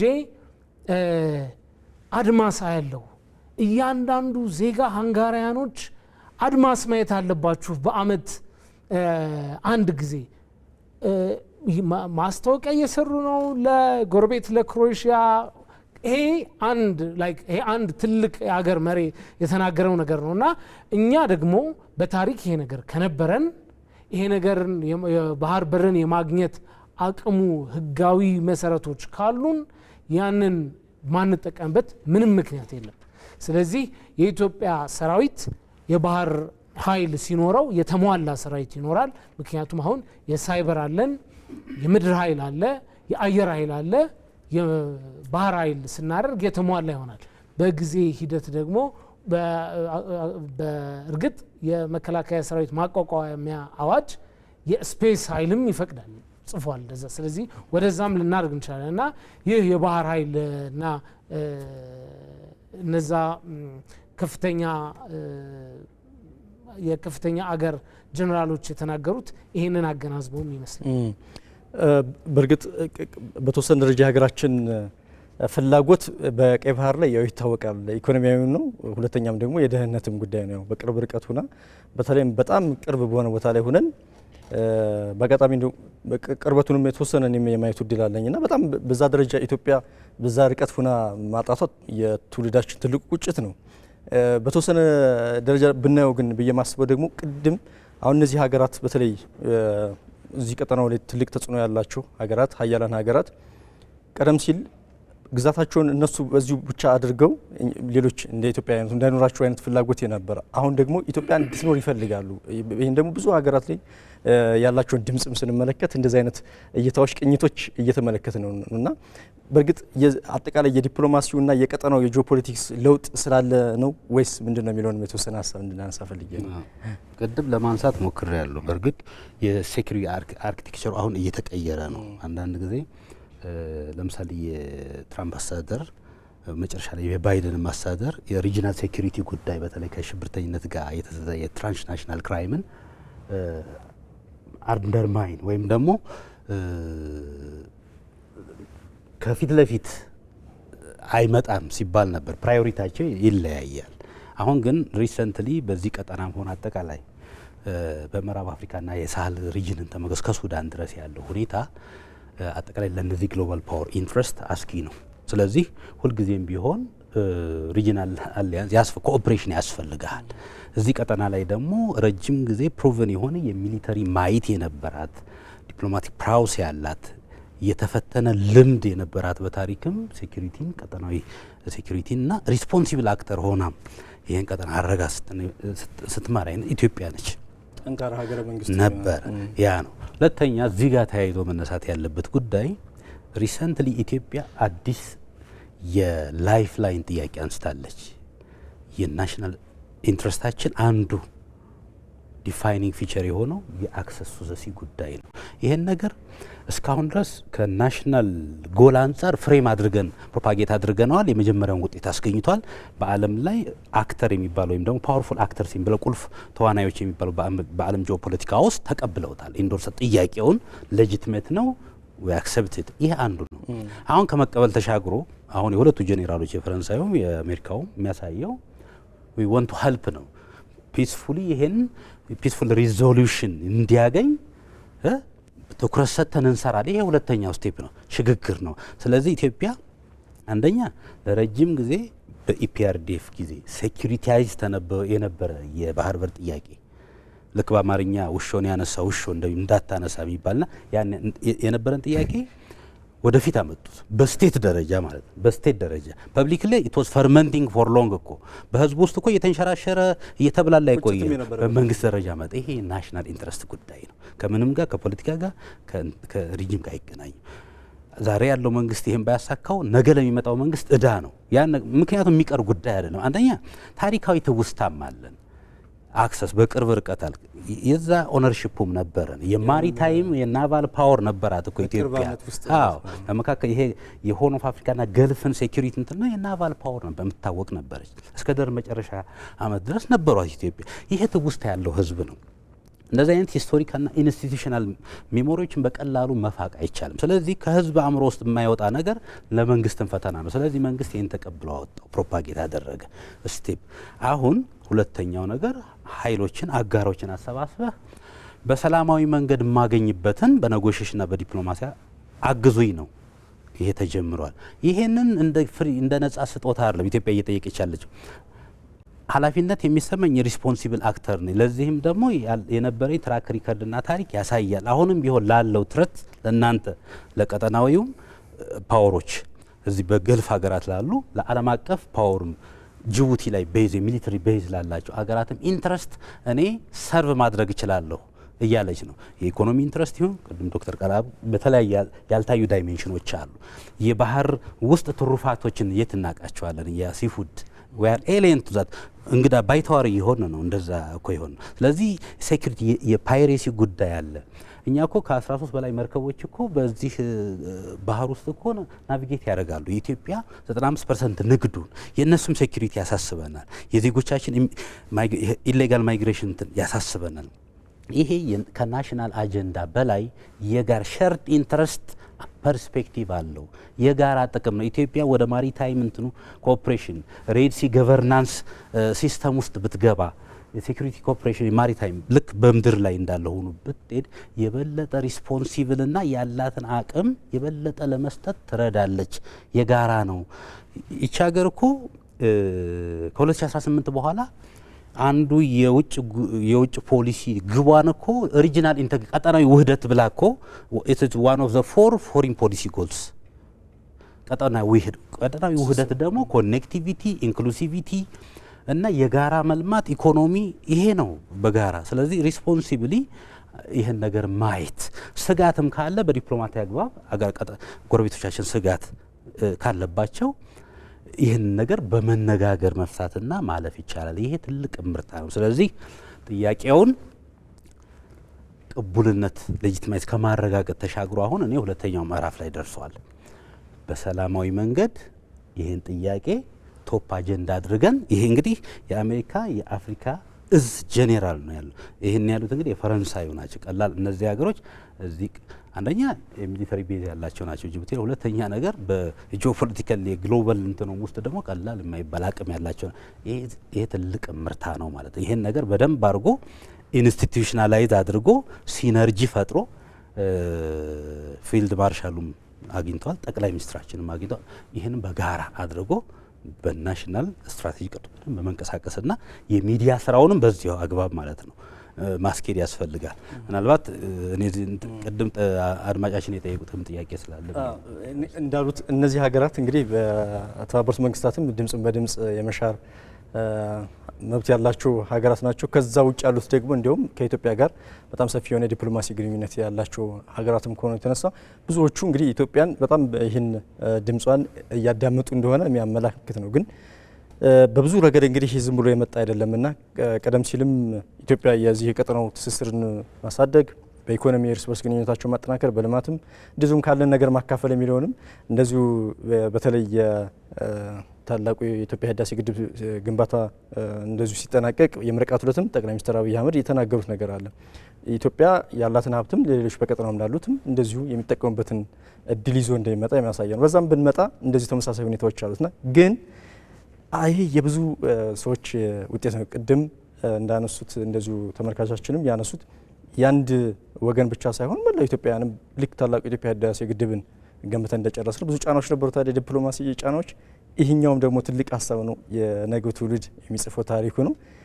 የብዙ ድምር ውጤት መሆን አለበትና እዛ ላይ ምን መሆን አለበት? እስካሁን የመጣንበትን መንገድ ትንሽ ብናየው፣ ቀጣይ ደግሞ ምን መሆን አለበት የሚለውን ትልቁ እይታችን ቀይ ባህር ላይ ስለሆነ ደረሻችን ከቅድሞ የተያዘ አንድ ነጥብ አብሬ ለመናገር አሁን እኛን ሊጎበኙ የመጡት ሀገሮችን ጨምሮ ሌሎችም ከጥቂት ዓመታት በፊት ኢትዮጵያ ሰራዊቷ ደካማ ነው፣ ሰላም ማስከበር መሳተፍ የለበትም ያሉ ናቸው። እዚህ አሁን ግን አይ እንደውም የባህር ኃይል ሁሉ ይኖራችሁ እሱን እንርዳ እያሉ ነው። እና ይሄ የሚያሳየው አንደኛ እንዴት ጠንካራ አገር እንዳለን፣ ጠንካራ መንግስት እንዳለን፣ ቁርጠኛ የሆኑ የሰራዊቱም አመራሮች እንዳሉ። ምክንያቱም ከጥቂት አመታት በፊት የነበረውን ግጭት አልፈን ዛሬ ደግሞ ቀና ብለን ያለፈው አልፏል፣ አሁን የተሻለ አገር የተሻለ ራዕይ ሚል አመራር እንዳለ ልናስተውልና ልናስብ ይገባል። ይሄ ትልቅ ሞራል ነው ብዬ አስባለሁ። ስለዚህ ማናገኘውና ማንሻገረው ነገር የለም። በጥቂት አመታት እንኳን ከፍተኛ የሆነ የዲፕሎማሲ ለውጥ አለ እና የዲፕሎማሲ መስመራችን ያንሰራራ ነው የሚለው እንደተጠበቀ ነው። አድማጫችን ያነሱትን ነገር ለመናገር እንግዲህ ሀሳባቸው የሚመለከታቸው ክፍሎች ይደርስላቸዋል ብዬ አስባለሁ። በዋናነት ፐብሊክ ዲፕሎማሲ የሚመለከተው የውጭ ጉዳይ ሚኒስትር ነው። በዛ ስር የፐብሊክ ዲፕሎማሲ ከዚህ በፊትም ስራዎች ነበሩና የስነ ጥበብ ሰዎች፣ የተለያዩ ሰዎች ወደ ጎረቤት ሀገሮች ወይም አጀንዳውን ወደሚመለከተው ሀገሮች ሄደው የእነሱን አቻዎች ጋር የኢትዮጵያን ፍላጎት ማስረዳት፣ ህዝብ ለህዝብ ግንኙነቱን ማጠናከር ማለት ነው እና ያንን ማጠናከር ይገባናል። አድማጫችን ትክክለኛ እይታውን ያዩት።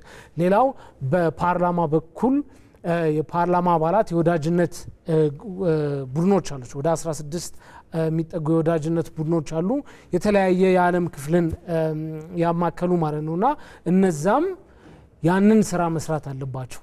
ስለዚህ አድማጫቸው እንዲደርስላቸው እኛም እንጋራለን የእሳቸውን ጥያቄ እና ሀሳብ። ሌላው ያነሱት እኛም ዋና መደምደሚያችን የሚሆነው እኛ ራሳችንን እየተጠራጠር ነው፣ ዓለም አይ እናንተ ትችላላችሁ እያለንም እርስ በርስ የምናደርገው መጓተት ግን የሚገባንን ያህል እያስኬደን አይደለም። እንደዚህ አሁን በእርስ በርስ ባለን እንደዚህ አይነት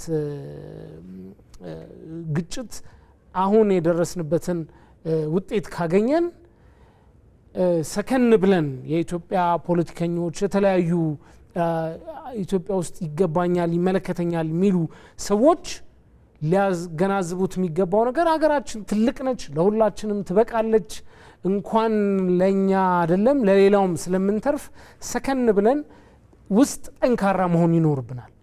ሌላው ከዚህ ጋር መርሳት የሌለብን ሁሌም ቢሆን ለራሳቸው ጥቅም ብለው እኛ እንድንሻኮት እኛ የባህር በር እንዳናገኝ የሚያደርጉ ሀገሮች ይኖራሉ። ይሄ ምክንያቱም ያለነው ምድር ላይ ነው፣ ይኖራል እንደዚህ አይነት ነገር። ስለዚህ ጠንክረን መስራት ይኖርብናል። ጥቂት ሰዎች ተሰባስበው በቃ ብናምጽና የሆነ መሰረተ ልማት እናውድም ብለው ቢያስቡ እንዴት ብር ለላክላችሁ ሚል እንደሚኖር መጠራጠር የለብንም። የተለመደም ነው፣ በተደጋጋሚ በሀገራችን የተመለከተ የምናየው ነው። ስለዚህ አንደኛ መንግስትም ህዝብም ያገባኛል የምንል ይሄንን ለመቃወምና ለመከላከል ሁሌ ወገባችንን አጥብቀን መጠበቅ ይኖርብናል። ሌሎችም ግን እንደው ኢትዮጵያ ለሁላችንም ትበቃናለች፣ ሰከን ብለን ልንደርስበት የምንችለውን ትልቅ ቦታ ለመድረስ ብናስብና አንድ ብንሆን መልካም ነው ብዬ አስባለሁ እና አድማጫችንን እጋራለሁ ነው። ዶክተር አንተነ እያጠቃለንም ስለሆነ አጠቃላይ ጠቅላላ ስናደርገው ሰፊ የሆኑ የዲፕሎማሲ ስራዎች ቀጣይም እንደሚጠብቁን ያመለክታል። ግን የመጣንበት ደግሞ መንገድ ከቅርብ ጊዜ ወዲህ ደግሞ ያው የሚታዩትም ነገሮች ስናየው በዲፕሎማሲ ቋንቋም ዲፕሎማሲያዊ አካሄድ ጥሩ እየሆነ እንደመጣ ያሳየናል። ግን ቅድም ተመልካቻችንም እኛም እንደምናነሳው ደግሞ የብዙ ሰዎች ውጤት ስለሚሆን የሚያነሱት ሀሳብ እንደመጠቀም እዚህ ላይ ፐብሊክ ጥሩ ነጥብ ነው ያነሱት ተመልካቻችንና ፐብሊክ ዲፕሎማሲ ወሳኝ ነው። ዲፕሎማሲ በአንድ መስሪያ ቤት ብቻ የሚመራ የውጭ ጉዳይ ሚኒስትር በተቋማዊ ምልከታ ካየ ነው ኃላፊነቱን የሚሰጠው ነው። ግን በዲፕሎማሲ መልቲፕል አክተሮች አሉ። አንዱ የፐብሊክ ዲፕሎማሲ ነው። ኢትዮጵያ እንደዚህ አይነት ጥያቄዎችን በምታነሳበት ጊዜ በሌላው ዓለም ባልተገባ መልኩ እንዳትሳል ትክክለኛውን የኢትዮጵያን ፍላጎት እና አካሄድ ማስገንዘብ የሚቻል በእንደዚህ ነው።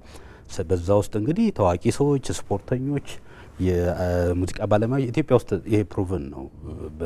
ከዚህ በፊት በነበረው በደርግ ጊዜ ይመስለኛል በተግባር የህዝብ ለህዝብ ግንኙነት እንደገና ኋላም ደግሞ በህዳሴው ግድብ ደግሞ ሄደው ይሄ ምንድነው ፐብሊክ ትረስትን ይፈጥራል። የዘመን ወዳጆቻችን እንደምናውቃቸው በቀጠናው እኛ ጋር የሚፎካከሩ ኃይሎች ኢትዮጵያ ወደ የትኛውም ውሃ ድርሽ እንዳትል የሚፈልጉ አካላት አሉ። እሱ አይሆንም። እነሱ ስለፈለጉ ሳይሆን እኛ ራሽናል የሆነ ኢንትረስታችንን የመልማት መብታችንን በምክንያታዊነትና በእኩልነት ፍትሐዊነት ላይ ባለ በአፍሪካ ህብረት ፕላትፎርም በሚካሄድ በሚበየን ኔጎሽዬሽንና ንግግር እየቀጠልን ነው። የህዳሴው ግድብ ይህም ተመሳሳይ ነው። ለዚህ እነዚህ ሀገሮች ኢትዮጵያ እዛ አካባቢ የሚፈልጉ አሉ። ፖለቲከኞቹ ብቻ ሳይሆኑ ይሄንን እንደ ሜይንስትሪም እውነታ አድርገው እንደገና ለህዝባቸው ደግሞ እሱ ነው አደገኘው። ስለዚህ ኢትዮጵያ በአረቡ ዓለም ህዝብ ዘንድ በታሪክም ካየ ከዚህ አረብ ዓለም ከመካከለኛው ምስራቅ ሀገሮች ኢትዮጵያ የሃይማኖትም የታሪክም የንግድም የባህልም ግንኙነት ያላት ሀገር ናት። ኢትዮጵያን በአንድ ጊዜ በአንድ ቋት ውስጥ አስገብተ የነሱ አርደንት ጠላት ልታረጋት አትችልም። ስለዚህ ይሄንን የሚቀርፈው ፐብሊክ ዲፕሎማሲ ይሄንን በተደራጀ አግባብ ውጭ ጉዳይ ሚኒስቴር የራሱ ዘርፍ አለው። ይሄንን አደራጅቶ ይሄንን አሁንም ቢሆን የኢትዮጵያን ጥያቄ ማስተጋባት ከተለያዩ አጋሮቻችን ጋር ማድረግ አስፈላጊ ነው። ግን ያው ሁሌም እንደሚባለው ትኩረት የምንሰጣቸው ጉዳዮች አሉ። አዎ የውስጥ ጉዳያችን ችግር አለብን ኦፍ ኮርስ። ግን የኢትዮጵያን ህልውና የሚፈትነው የውስጥ ጉዳዩ ብቻ ሳይሆን ቀጠናዊ ጂኦፖለቲካል ዳይናሚክሱ የቀጠናዊ የሴኩሪቲ ተሬኑ እኛን አፌክት ግሎባል ሽፍቱ ዓለም አቀፋዊ የሆነ የመልካ ፖለቲካ ተላውጦ ይሄ ሁሉ እኛን አፌክት ያደርገናል። ስለዚህ ህይወት ውደት ነው፣ ይቀጥላል። ይህን ችግር በአግባቡ ቅድም ዶክተር ቃል አብናል ሪስፖንሲብሊ ትልቅ ሀገር ነው ያለው። ፈተናችን ከባድ ነው። እኛ ጋር ከበስተጀርባችን የሚያደቡ የዘመን ወደረኝ ጠላቶች አሉብን። ይህን መጋፈጥ ነው። ቀጠናዊ ዳይናሚክሱን መረዳት ያስፈልጋል። ዓለም አቀፋዊ ጂኦፖለቲካል ዳይናሚክሱን መረዳት ያስፈልጋል። ስለዚህ በዚህ ጉዳይ ላይ የውስጥ ጉዳያችንን በሰለጠነ አግባብ ብንፈታ የበለጠ ኢትዮጵያ የቀጠናው ብቻ አይደለም አህጉሩም በዓለም አቀፍ በዲፕሎማሲ መድረክ ላይ የነበራትን ሚና ብቻ ሳይሆን ከዛ የተሻለ አክተር ሆና መቀጠል ትችላለች። ግን ይህን ነገር ያው ሪስፖንሲብሊ ማሰብ ያስፈልጋል። ይሄ ጉዳይ የጥቂት የፖለቲከኞች ወይ የፓርቲ ጉዳይ ሳይሆን የሁላችንም ነው እና ምሁራን ጥናታቸውን ሲጽፉ ይህንን ያማከለ ማድረግ ይኖርባቸዋል። አሁን ወጣቶች ዲጂታል ክሬተር የሚባሉት እንደዚህ ይህንን ያማከለ ስራዎች በመስራት ሁላችንም ሀሳባችን ይህንን ያማከለ እንዲሆን አንድ ልንሆን ይገባናል በዚህ ነገር ላይ ብዬ አስባለሁ። መልካም፣ ትክክል ነው። ያው የብሔራዊ ጥቅም ላይ መስራት ሁሉም ዜጋ የጋራ ድርሻ ነው። ዶክተር አንተነህ ጌታቸው በውጭ ጉዳይ ኢንስቲትዩት የኤዥያ ፓሲፊክ እና የመካከለኛው ምስራቅ ከፍተኛ ተመራማሪ፣ እንደዚሁም ዶክተር ቃላብ ታደሰ የውጭ ጉዳይና ደህንነት ጉዳዮች ከፍተኛ ተመራማሪና እንደዚሁም መምህር ለነበረን ቆይታ በጣም አመሰግናለሁ። ተመልካቾቻችን የዛሬው የዳጉ ውይይታችን ይህን ይመስላል። ከውይይቱ ጋር ተመስገን እንዳለ ነበርኩ።